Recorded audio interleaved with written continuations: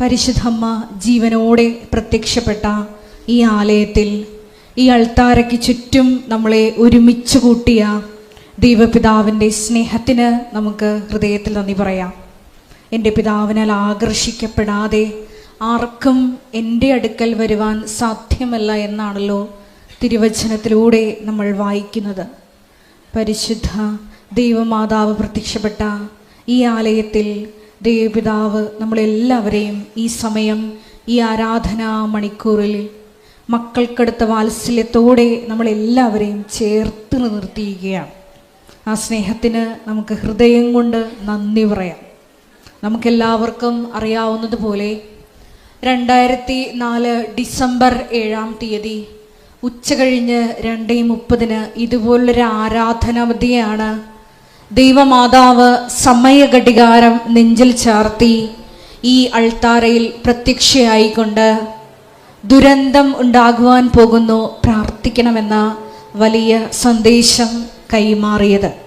നമുക്കെല്ലാവർക്കും അറിയാം, നമ്മളെല്ലാവരും ജീവിതത്തിൻ്റെ വിവിധ ദുരന്ത മുഖങ്ങളിലായിരിക്കുന്ന സമയത്താണ് പരിശുദ്ധ അമ്മയുടെ കരം പിടിച്ചുകൊണ്ട് ഉടമ്പടി എടുത്തുകൊണ്ട് പ്രാർത്ഥനയിൽ മുന്നേറുന്നത്.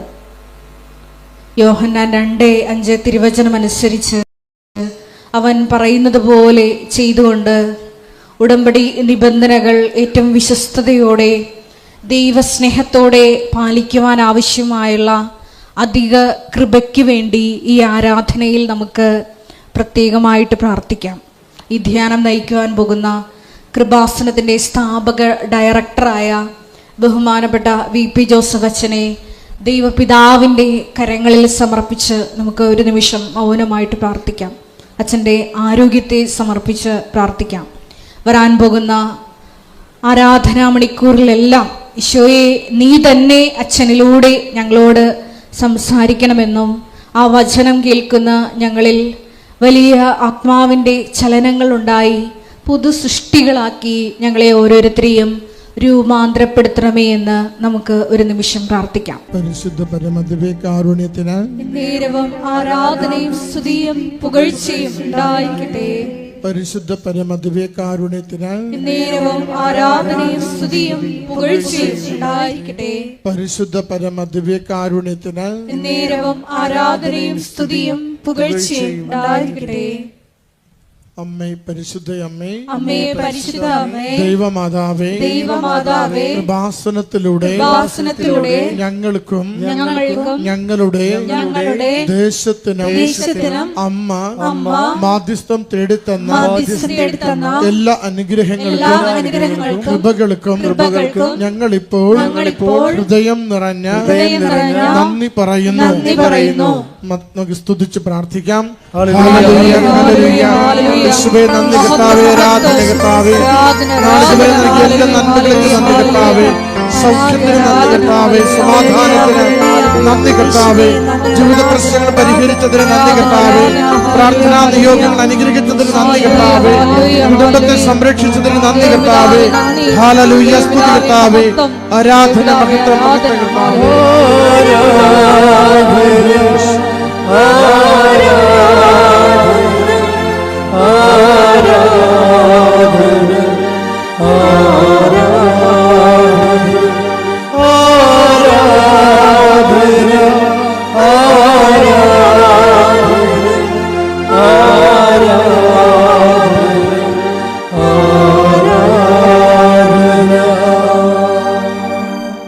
പരിശുദ്ധ പരമദിവ്യകാരുണ്യത്തിന് നേരവും ആരാധനയും സ്തുതിയും പുകഴ്ചയും ഉണ്ടായിരിക്കട്ടെ. പരിശുദ്ധ പരമദിവ്യകാരുണ്യത്തിന് നേരവും ആരാധനയും സ്തുതിയും പുകഴ്ചയും ഉണ്ടായിരിക്കട്ടെ. പരിശുദ്ധ പരമദിവ്യകാരുണ്യത്തിന് നേരവും ആരാധനയും സ്തുതിയും പുകഴ്ചയും ഉണ്ടായിരിക്കട്ടെ. അമ്മേ പരിശുദ്ധയമ്മേ, അമ്മേ പരിശുദ്ധമ്മേ, ദൈവമാതാവേ, ദൈവമാതാവേ, 2004 ഡിസംബർ 7 തീയതി ഉച്ചകഴിഞ്ഞ് 2:30 കൃപാസനത്തിൽ സംഭവിച്ച അമ്മയുടെ പ്രത്യക്ഷപ്പെടലിനെ കുറിച്ച് തിരുസഭയ്ക്ക് സമർപ്പിച്ചിരിക്കുന്ന പഠനരേഖകളുടെ മേൽ വസ്തുനിഷ്ഠവും ദൈവശാസ്ത്ര പ്രകാരമുള്ളതുമായ അന്വേഷണ പഠനങ്ങൾ നടത്തി പ്രത്യക്ഷപ്പെടലിലൂടെ പ്രകടമായ ദൈവമാതാവിന്റെ പ്രത്യേക കരുതലും സംരക്ഷണവും വെളിപ്പെടുത്തുന്ന പീഡിതരുടെ ആശ്വാസവും പ്രവാചകന്മാരുടെ വാഗ്ദാനത്തിന്റെ പേടകവും പ്രപഞ്ച പ്രകൃതിയുടെ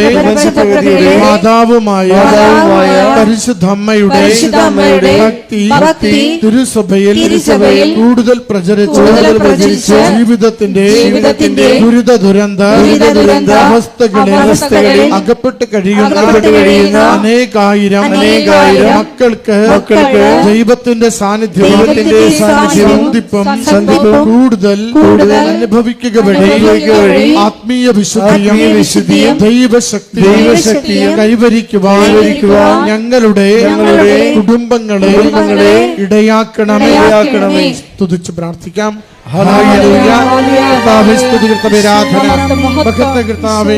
ആരാധനയിൽ പങ്കുചേർന്ന ഓരോരുത്തരെയും അവിടുത്തെ സംരക്ഷണയാൽ കാത്തുകൊള്ളണമേ. രോഗങ്ങളെ അനുഗ്രഹിക്കണമേ, രോഗങ്ങളെ സൗഖ്യപ്പെടുത്തണമേ, ജീവിത പ്രശ്നങ്ങൾക്ക് പരിഹാരം നൽകണമേ. ഈശ്വരത ആരാധന അഭിഷേകത്താൽ നിറയ്ക്കണമേ. ഞങ്ങളുടെ ഹൃദയങ്ങളെ സ്പർശിക്കുവാൻ സഹായിക്കണമേ. ജീവിതത്തിന്റെ എല്ലാ മേഖലകളിലേക്കും അവിടുത്തെ ശക്തി പടർന്നിറങ്ങുവാൻ അവിടുന്ന് അനുഗ്രഹിക്കണമേ.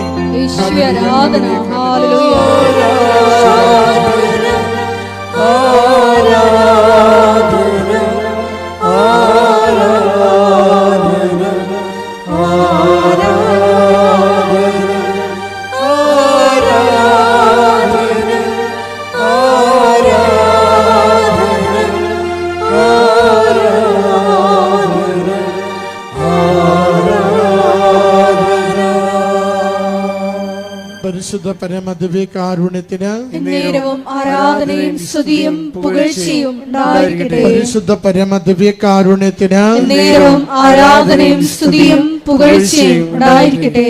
പരിശുദ്ധ പരമദിവ്യകാരുണ്യത്തിന് നേരവും ആരാധനയും സ്തുതിയും പുകഴ്ചയും ഉണ്ടായിരിക്കട്ടെ. അമ്മേ പരിശുദ്ധയമ്മേ, അമ്മേ പരിശുദ്ധ അമ്മേ, ഭൂസ്വർലോകങ്ങളുടെ രാജ്ഞിയായ അങ്ങേക്ക് ഭൗമ സംരക്ഷണത്തിനായി പ്രപഞ്ച പ്രകൃതിയെ തന്നെ തിരുസഭ പ്രതിഷ്ഠിക്കുവാൻ ഈ പ്രത്യക്ഷീകരണം ഇടയാക്കണമേ.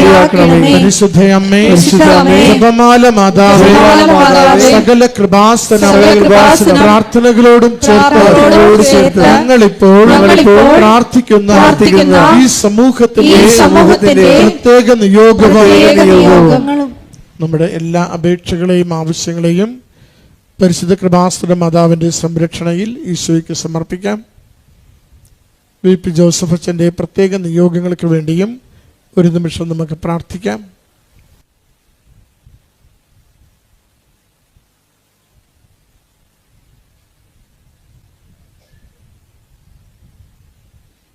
അമ്മയുടെ പ്രത്യക്ഷീകരണത്തിന്റെ ഈ അനുഗ്രഹവേളയിൽ ഞങ്ങൾക്ക് സാധിച്ചു തരുവാൻ കനിയണമേ. ആമേൻ. ഒരുമിച്ച് നമുക്ക് സ്തുതിച്ച് പ്രാർത്ഥിക്കാം. സ്തുതി ആരാധന കർത്താവേ, മഹത്വ കർത്താവേ, ആരാധന കർത്താവേ, ആരാധന മണിക്കൂറിനെ അനുഗ്രഹിക്കണമേ.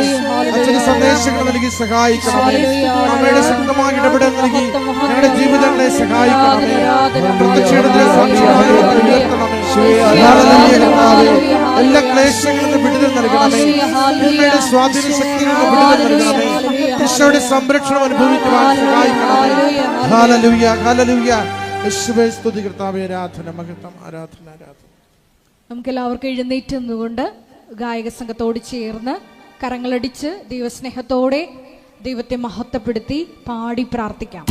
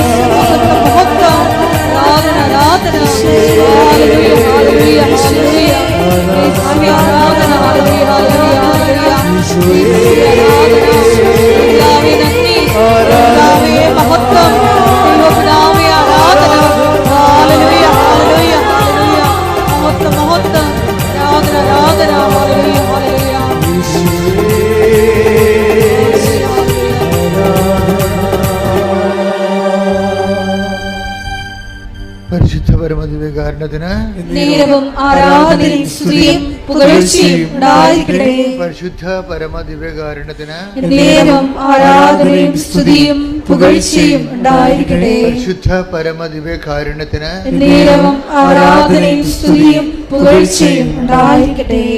നമ്മളെ ഉടമ്പടിയിൽ എപ്പോഴും നമ്മൾ ശ്രദ്ധിക്കേണ്ടത്, നമുക്കറിയാം എപ്പോഴും അച്ഛൻ പറയുന്നതാണ്, ഇടയ്ക്ക് ഞാൻ റിപ്പീറ്റ് ചെയ്യാറുണ്ട്.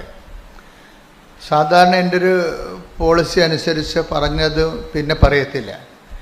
ചില കാര്യങ്ങൾ നിങ്ങൾക്ക് പറയുന്നതിൻ്റെ കാരണം ഈ ഓഡിയൻസ് എപ്പോഴും ഇപ്പോൾ 90 ദിവസമോ അല്ലെങ്കിൽ ഉടമ്പടി രണ്ടാമത് പുതുക്കിയോ മൂന്നാമത് പുതുക്കി കഴിയുമ്പോഴേ ചില ആൾക്കാർ ഉടമ്പടി 90 ദിവസം കഴിയുമ്പോൾ നമുക്ക് അവിടെ വിഷയത്തിൻ്റെ മേൽ ഒരു ഘട്ടം കഴിഞ്ഞിട്ടുണ്ടെങ്കിലും അവർക്കിനി പഴയ തീവ്രമായ സ്നേഹത്തോടെ ഉടമ്പടി ചെയ്യാൻ പറ്റുന്നില്ല എന്ന് കണ്ടാൽ ചിലർ ഉടമ്പടി സ്കിപ്പ് ചെയ്യുന്നുണ്ട്. അപ്പോൾ പക്ഷേ പുതിയ ആൾക്കാർ ഉടനെ ഉടമ്പടിയിലേക്ക് വരും. ഇപ്പോൾ ഇന്നലെ ഒരു സാധാരണ ദിവസം തന്നെ ഒരു 300-350 പേര് പുതുതായിട്ട് ഉടമ്പടി എടുക്കും. അസാധാരണ ദിവസം എന്ന് പറയുന്നത് പബ്ലിക് ഹോളിഡേ ഒക്കെ വരുമ്പോൾ ചിലപ്പോഴും 1000 പേര് ഉടമ്പടി എടുക്കും ലീവ് കാലത്ത്. അപ്പോൾ പുതിയ ആൾക്കാർ ഒത്തിരി ഉടമ്പടിയിലേക്ക് വരുന്നുണ്ട്. അപ്പോൾ അതുകൊണ്ടാണ് അച്ഛന് ചിലത് റിപ്പീറ്റ് ചെയ്യണത്, അത് ആവർത്തിക്കും. കാര്യം പുതിയ ആൾക്കാർക്ക് അറിയത്തില്ലല്ലോ പഴയ കാര്യങ്ങൾ. അപ്പോൾ നിങ്ങളെ പഴയ ആൾക്കാർ വിചാരിക്കും അച്ഛൻ പറഞ്ഞു തന്നെയാണല്ലോ പിന്നെയും പറയണമെന്ന്. പക്ഷെ പറയാതിരിക്കാൻ പറ്റത്തില്ല, അതാണ് അവസ്ഥ. കാര്യം ഫ്രഷ് ഹാൻഡ്സ് ഇങ്ങനെ ഒത്തിരി ഉണ്ട്. എപ്പോഴും നമ്മൾ ശ്രദ്ധിക്കേണ്ടത്, നമുക്ക് ഈ മൊബൈലിൻ്റെ ഒരു കാലമായത് കാരണം ഭയങ്കരമായ ഒരു അനുഗ്രഹം വന്നിട്ടുണ്ട്. നമുക്ക് തന്നെ ഇത് വീണ്ടും കേട്ടത് തന്നെ പിന്നെയും കേൾക്കാൻ പറ്റും. അത് വലിയൊരു അനുഗ്രഹമാണ് അല്ലേ. യൂട്യൂബിൽ കേട്ടത് തന്നെ വീണ്ടും നമുക്ക് കേൾക്കാൻ പറ്റും. വലിയ ചിലവില്ലാതെ ബുദ്ധിമുട്ടില്ലാതെ കേൾക്കാൻ പറ്റും. അത് എന്താ വെച്ചാൽ ഇതിൻ്റെ ടെക്നിക്കൽ നോളജാണ് ഇതിനുള്ളത്. നമ്മൾ സാധാരണ കരിസ്മാറ്റിക്, ഇപ്പോൾ ഞാൻ ഫെബ്രുവരി മാസത്തിൽ ഷാർജയിൽ ധ്യാനം നടത്തുന്നുണ്ട്. അത് കരിസ്മാറ്റിക് ധ്യാനമെന്നാണ് അവർ പറയണത്, ഉടമ്പടി ധ്യാനമല്ല. പക്ഷെ ചിക്കാഗോയിൽ ഞാൻ ജൂണിൽ ധ്യാനം നടത്തുന്നുണ്ട്, അത് ഉടമ്പടി ധ്യാനമാണ്. അതുകൊണ്ടാണ് നിങ്ങളോട് പറയണത്, നിങ്ങൾ അച്ഛനെ കാണണമെന്ന് നിർബന്ധമായിട്ട് വന്നിട്ടുള്ളവർ ഓഫീസിലൊന്ന് വിളിച്ച് ചോദിക്കണം. അത് പറയണം. എന്താ അച്ഛൻ നിങ്ങൾ വരുമ്പോൾ അച്ഛനില്ലെന്ന് ഒരു സങ്കടമല്ലേ. ഞാനങ്ങനെ ഒന്നും പുറത്തു പോകത്തില്ല. എല്ലാവരും വിളിക്കുമ്പോൾ ഞാൻ പറയും ഒരു രാജ്യത്തിൽ ഒരു ധ്യാനം എന്നാൽ അതാ പോളിസി. ഒരു രാജ്യത്തിൽ ഒരു ധ്യാനം. ഇപ്പം മെയ് മാസത്തിൽ ബ്രിട്ടനിൽ ധ്യാനമുണ്ട്. അപ്പോൾ ആ രാജ്യത്ത് പിന്നെ പോകത്തില്ല. ഒത്തിരി പേര് വിളിക്കും, പോകത്തില്ല. അതിൻ്റെ കാരണം കൃപാസനത്തിൽ ആണല്ലേ അമ്മ പ്രത്യക്ഷപ്പെട്ടത്. അപ്പം നമുക്കിങ്ങനെ ലോകം മുഴുവൻ പോകാൻ പറ്റത്തില്ല. പിന്നെ ചില രാജ്യങ്ങളിലൊക്കെ ചെന്ന് സുവിശേഷം അറിയിക്കുമ്പോൾ കർത്താവിൻ്റെ ലോകം മുഴുവനും പോയി എല്ലാ സൃഷ്ടികളോടും സുവിശേഷം പ്രസംഗിക്കുക. അപ്പം സുവിശേഷ പ്രഭാഷണത്തിൻ്റെ ഒരു പ്രത്യേകതയാണ്, പ്രത്യേക ഉടമ്പടി എന്ന് പറയണത് ഇവിടെ മാത്രമല്ലേ ഉള്ളൂ. ഇപ്പോൾ ഫിലാഡൽഫിയയിൽ നിന്ന് ഇപ്പോൾ അച്ഛൻ അവിടെ നിന്ന് വിളിച്ചിട്ട് പറഞ്ഞു 1000 പേരുടെ ഉടമ്പടി ജൂൺ മാസത്തിൽ അച്ഛൻ ചിക്കാഗോയിൽ വരുമ്പോൾ എടുക്കാമെന്ന് പറഞ്ഞു. അവിടെ ഫിലാഡൽഫിയയിൽ അത്രയും ആൾക്കാർ സെറ്റാണ്. അപ്പം അങ്ങനെ എന്താ വിഷയം എന്ന് പറയണത്, അങ്ങനെ എല്ലായിടത്തും അങ്ങനെ പോകത്തില്ല. ഒരു സ്റ്റേറ്റാണത്. അങ്ങനെ ആ സ്റ്റേറ്റിൽ ചിലപ്പോൾ പോകും. അപ്പോൾ ഒരു മാസത്തിൽ തന്നെ 2 മാസം കൂടുമ്പോഴേ അങ്ങനെ പുറത്ത് പോകത്തുള്ളൂ. അതുകൊണ്ട് നിങ്ങൾ വിചാരിക്കരുത് അച്ഛൻ ഇവിടെ ഉണ്ടാകത്തില്ലെന്നുള്ള ആ ഒരു സംഭവമില്ല. ഒന്നാമത്തെ എനിക്ക് പണം ആവശ്യമില്ല, അതാണ് മെയിൻ സംഭവം. ഇപ്പോൾ പബ്ലിക്കായിട്ടല്ലേ, ഓൺലൈനിലല്ലേ പറയണത് പണം ആവശ്യമില്ലെന്ന്. പണം ആവശ്യമില്ല എന്നുള്ളത് ഓൺലൈനിലാണ് പറയണത്. ഇവിടെ എന്തെങ്കിലും വേണമെങ്കിൽ അമ്മയ്ക്ക് ആവശ്യമുണ്ടെങ്കിൽ അമ്മ അതിൻ്റെ നടപടിക്രമങ്ങളുമായിട്ട് മുന്നോട്ട് പോയിക്കൊള്ളൂ. നമുക്കൊന്നിനും കുറവില്ല. നമ്മൾ ദൈവികതയിലേക്ക് വന്നു കഴിഞ്ഞാൽ ഈ വിഷയങ്ങൾക്കെല്ലാം ദൈവികമായ ഒരു അനുഭവ തലമാണുള്ളത്, അല്ല മാനുഷിക അനുഭവ തലങ്ങളല്ല. ഈ വിഷയങ്ങളൊക്കെല്ലാം ആവശ്യമില്ലാത്ത അറ്റാച്ച്മെൻറ്റുകൾ, വ്യക്തികളോട് അറ്റാച്ച്മെൻ്റ് ഒന്നുമില്ല. ഒരു വ്യക്തിയെയും പ്രൈവറ്റായിട്ട് പേഴ്സണലായിട്ട് കാണത്തില്ല. ആരെയും ഒരു പ്രത്യേക താല്പര്യത്തോടു കൂടി അവരുടെ എന്തെങ്കിലും പ്രയോജനം നമുക്ക് ഉണ്ടാകുമെന്ന് വിചാരിച്ചുകൊണ്ട് അവരുമായിട്ട് പ്രത്യേകിച്ച് ചങ്ങാത്തം അങ്ങനെ പരിപാടിയൊന്നുമില്ല. ഞാൻ ഓപ്പണായിട്ടൊന്നും നിൽക്കണില്ലേ. ആധ്യാത്മിക ജീവിതം എന്ന് പറയുന്നത് ഒരു നിലപാടാണ്. ദൈവത്തിന് എപ്പോഴും നമ്മളെ സോഷ്യൽ ഓഡിറ്റിംഗ് എന്ന് പറഞ്ഞ പോലെ ഒരു ഡിവൈൻ ഓഡിറ്റിംഗ് നടന്നു കഴിഞ്ഞാൽ നമ്മൾ ദൈവത്തിൻ്റെ പക്ഷത്ത് 100% ഉണ്ടെന്ന് ദൈവത്തിന് മനസ്സിലാകണം. മനസ്സിലായില്ലേ? ഒരു ഡിവൈൻ, ഇപ്പോൾ സോഷ്യൽ ഓഡിറ്റിങ് പോലെ ഒരു ഡിവൈൻ ഓഡിറ്റിങ് വന്നു കഴിഞ്ഞാൽ നമ്മൾ 100%, 95%, 100% ദൈവത്തിൻ്റെ പക്ഷത്താണെന്ന് ആർക്ക് മനസ്സിലാകണം? ദൈവത്തിന് മനസ്സിലാകണം. മനുഷ്യന് മനസ്സിലാകണമല്ല പ്രശ്നം. മനുഷ്യൻ ചിലപ്പോൾ തെറ്റിദ്ധരിക്കും, അത് കുറച്ച് അവർ തന്നെ തിരുത്തും, അത് കഴിയില്ല. ഇല്ല, തെറ്റിദ്ധരിക്കുന്ന ആൾക്കാരെ കുറച്ച് കഴിയുമ്പോൾ മരിച്ചു പോകുമ്പോൾ അവിടെ തെറ്റിദ്ധാരണയും മരിച്ചു പോകും. ആധ്യാത്മിക ഇവാഞ്ചലിസ്റ്റ് എന്ന് പറഞ്ഞാൽ ഇങ്ങനെ ജീവിക്കുകയല്ലേ, കാലാകാലങ്ങളോടും ദൈവതിരുസന്നിധിയിൽ ജീവിക്കുകയല്ലേ. അപ്പോഴേ ഒരു തലമുറയിൽ തെറ്റിദ്ധരിച്ചാൽ നമുക്ക് പ്രശ്നമില്ല. ആ തലമുറ വൈപ്പ് ഔട്ട് ചെയ്ത് പോകുമ്പോൾ തെറ്റിദ്ധാരണയും പോകും. പിന്നെ നിങ്ങളെന്തിനാ ആവശ്യമില്ലാത്ത പേടിക്കണേ? ഒരു തലമുറ, നിങ്ങളെ തെറ്റിദ്ധരിച്ച ഒരു തലമുറ ജീവിച്ചിരിക്കുന്നു. ആ തലമുറയ്ക്കുള്ള ടൈം എന്ന് പറയുന്നത് 20 കൊല്ലം 30 കൊല്ലം ആയിരിക്കും.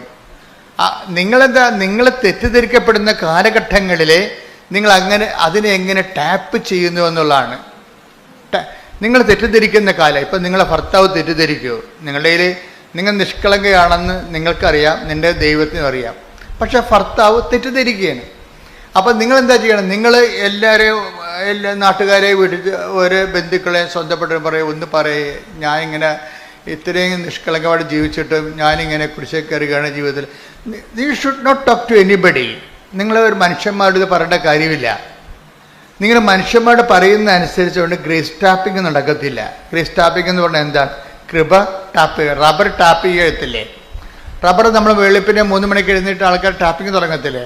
അതുപോലെ ഗ്രേസ് ടാപ്പിംഗ് ഉണ്ട്.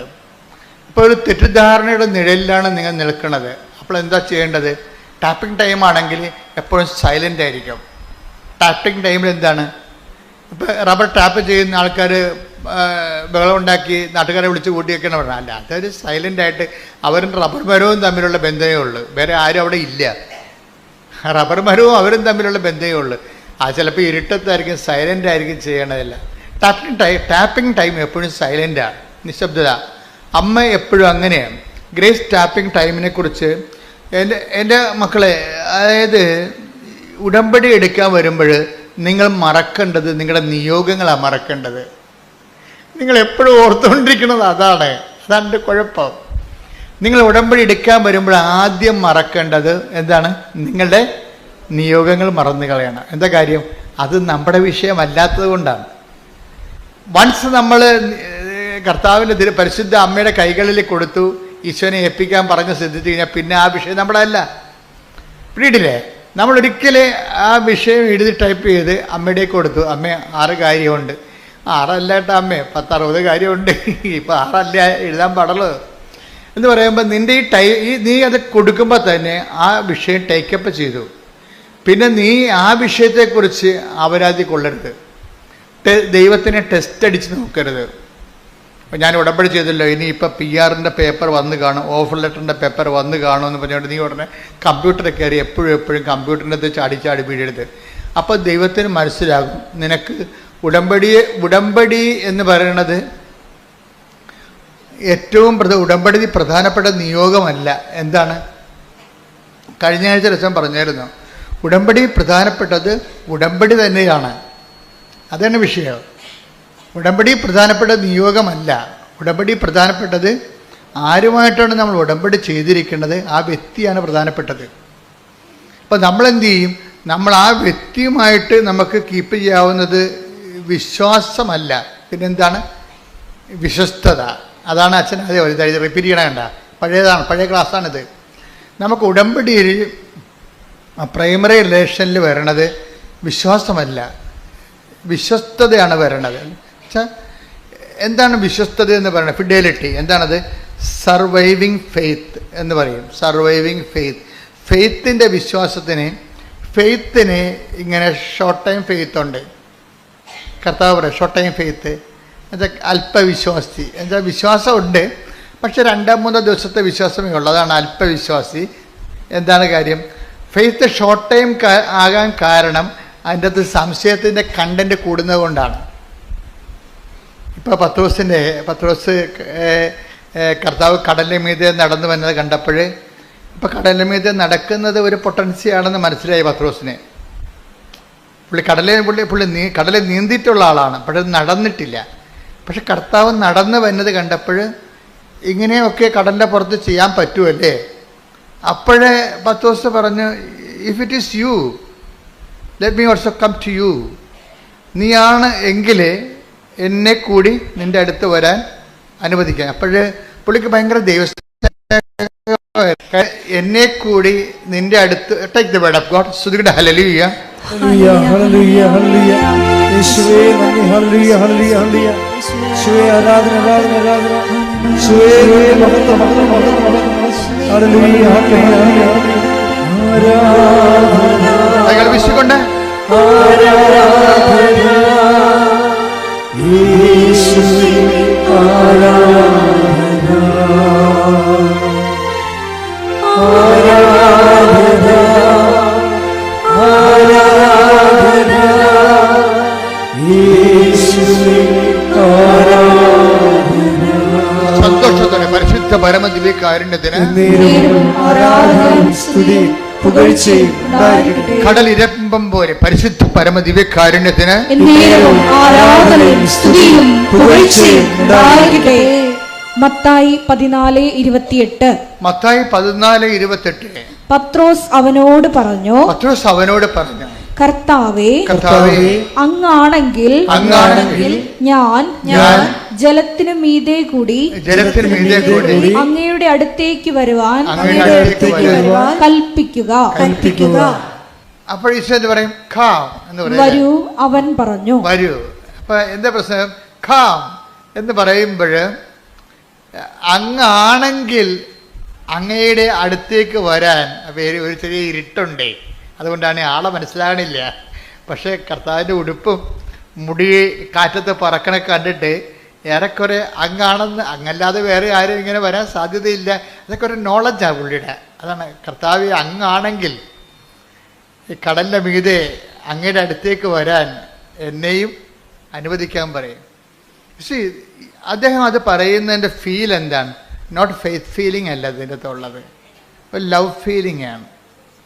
മനസ്സിലായില്ലേ? അതാണ് അതിൻ്റെ ആ പേഴ്സണൽ റിലേഷനിൽ വരുന്ന സാധനം ഒരു ലവ് ഫീലിംഗ് ആണ്. ക്രിസ്തുവുമായിട്ട് ഒരു ലവ് ഫീലിംഗ്, വ്യക്തിപരമായ ലവ് ഫീലിംഗ് സാധ്യമാണെന്ന് നമ്മളെ മനസ്സിലാക്കി തരുന്ന ആദ്യത്തെ അപ്പോസ്റ്റലനാണ് പത്രോസ്. യോഹന്നാനൊക്കെ പിന്നെ വരുന്ന ആൾക്കാരാണ്. സെക്കൻഡ് ടൈമിലാണ് യോഹന്നാനൊക്കെ വരുന്നത്. അത് അവസാനം അങ്ങനെയാണ്. ക്രിസ്തുവിനോട് ഒരു പേഴ്സണൽ റിലേഷൻ, നമുക്ക് ദൈവത്തോടൊരു വിശ്വാസ റിലേഷനല്ലേ ആൾക്കാർക്ക് ഉണ്ടാകണത്. അതിനേക്കാൾ ഉപരി ഒരു ലവ് റിലേഷൻ ക്രിസ്തുവുമായിട്ട് സാധ്യമാണെന്നുള്ളത് നമ്മളെ പഠിപ്പിക്കുന്നത് പത്രോസിനോട് ചേർന്ന് വന്നിട്ടുള്ള കഴിഞ്ഞ 2000 വർഷങ്ങളായിട്ട് വന്നിട്ടുള്ള മഹാവിശുദ്ധന്മാരൊക്കെ, അറിയപ്പെടാത്ത വിശുദ്ധന്മാരും അറിഞ്ഞ വിശുദ്ധന്മാരും എല്ലാം ക്രിസ്തുവിനെ മനസ്സിലാക്കുന്നത് ഒരു വിശ്വാസത്തിൻ്റെ ലെവലിലല്ല, പിറന്ന എന്താണ് ഒരു പേഴ്സണൽ ലെവൽ, സ്നേഹത്തിൻ്റെ ലെവലിലാണ്. ഇപ്പം ചിലരൊക്കെ പറയും, ഞാൻ എപ്പോഴും മാതാവിനോട് സംസാരിക്കുന്നുണ്ടെന്ന് പറയുന്നില്ലേ, മാതാവ് എന്നോട് സംസാരിക്കുന്നുണ്ടെന്ന് പറയും. അതായത് ഒരു സമയത്ത് നമ്മൾ സംസാരിക്കാൻ തുടങ്ങിയാൽ അത് സത്യസന്ധമാണ് ദൈവത്തെ മനസ്സിലായ ദൈവം പിന്നെ നമ്മളോട് സംസാരിക്കാൻ തുടങ്ങും. അതിന് ഒരു പഞ്ഞമില്ല ആ സംഭവത്തിന്. നമുക്ക് ദൈവം പറയുന്ന പോലെ നമ്മൾക്ക് മനസ്സിൽ ആത്മാവിൽ നമുക്ക് തോന്നിക്കുകയും നമ്മൾ അതുപോലെ ചെയ്യുകയും അതെല്ലാം സത്യമാകുകയും ചെയ്യും. ഈ ഉടമ്പടി വന്നത് അങ്ങനെയല്ലേ, ഒരു ഇൻട്രാക്ഷൻ ഡയലോഗിലാണ് ഇതെല്ലാം വരണം. അല്ലാതെ ആരെങ്കിലും എന്നെ പഠിപ്പിച്ചതാണ് ഉടമ്പടി തൈലം, ഉടമ്പടി ഉപ്പെന്നൊക്കെ പറഞ്ഞത്. ഇതൊക്കെ സംസാരത്തിൽ നിന്ന് കർത്താവ് നമുക്ക് ഉള്ളിൽ വെളിവാക്കി തന്നെ കാര്യങ്ങളാണ്. അപ്പോൾ ഉപ്പ് എനിക്കറിയത്തില്ല, ഉപ്പിന് ഇത്രയും കണ്ട് ആധികാരിക ശക്തി ദൈവത്തിൻ്റെ നാമത്തിൽ ഉപ്പ് എന്ന് പറയുന്ന മീഡിയത്തിന് അവകാശശക്തി, അധികാരശക്തി ഉണ്ടെന്ന് എനിക്കറിയത്തില്ല. ഉപ്പ് ജനങ്ങളെ ആക്ടിവേറ്റ് ചെയ്ത് കഴിഞ്ഞപ്പോൾ ജനങ്ങൾ അത് വളരെ മനോഹരമായ രീതിയിൽ അപ്ലൈ ചെയ്യാൻ തുടങ്ങിയപ്പോഴാണ് ഞാൻ ഇതിൻ്റെ റെഫറൻസ് തിരക്കി ബൈബിളിൽ ചെല്ലുമ്പോഴാണ് ഉപ്പ് അപ്ലൈ ചെയ്തിട്ടുള്ള പല ഭാഗങ്ങൾ കാണുന്നത്. അപ്പോഴാണ് ഉപ്പിന് ഉടമ്പടിയുമായിട്ട് ബന്ധമുള്ളത്, നമുക്ക് ഉടമ്പടിയുടെ ടേംസ് കിട്ടണത്. അപ്പോൾ നോക്കുമ്പോൾ നമ്മൾ ഉപയോഗിച്ചുകൊണ്ടിരിക്കുന്ന എല്ലാ നേർച്ച വസ്തുക്കൾക്കും തന്നെ ഉടമ്പടിയുടെ പെർസ്പെക്റ്റീവിൽ വളരെ തിയോളജിക്കൽ ഇംപ്ലിക്കേഷൻസ് ഉള്ളതാണ്, ദൈവശാസ്ത്രപരമായിട്ടുള്ള സൂചകങ്ങളുള്ളതാണ്. പക്ഷേ ഇതെങ്ങനെയാണ് ഉപയോഗിക്കുന്നത്, ഇത് ഉപയോഗിക്കുമ്പോൾ നമ്മുടെ മെൻ്റൽ കണ്ടീഷൻ എന്താണ്, അതൊക്കെയാണ് ഉടമ്പടി ധ്യാനത്തിൽ പറയണത്. അതുകൊണ്ടാണ് അത് ടെക്നിക്കൽ നോളജാണ്, ശ്രദ്ധിച്ചിരിക്കണമെന്ന് പറഞ്ഞതിൻ്റെ കാരണം. അപ്ഡേഷൻസ് വരണം, എല്ലാത്തിനും പുതിയ പുതിയ അപ്ഡേഷൻസ് എപ്പോഴും വന്നുകൊണ്ടിരിക്കും. കാര്യം വെച്ച് കഴിഞ്ഞാൽ ഉടമ്പടി പടയാളികളെന്നും പറഞ്ഞൊരു വംശം തന്നെ ഇറങ്ങിയിരിക്കുകയാണ്.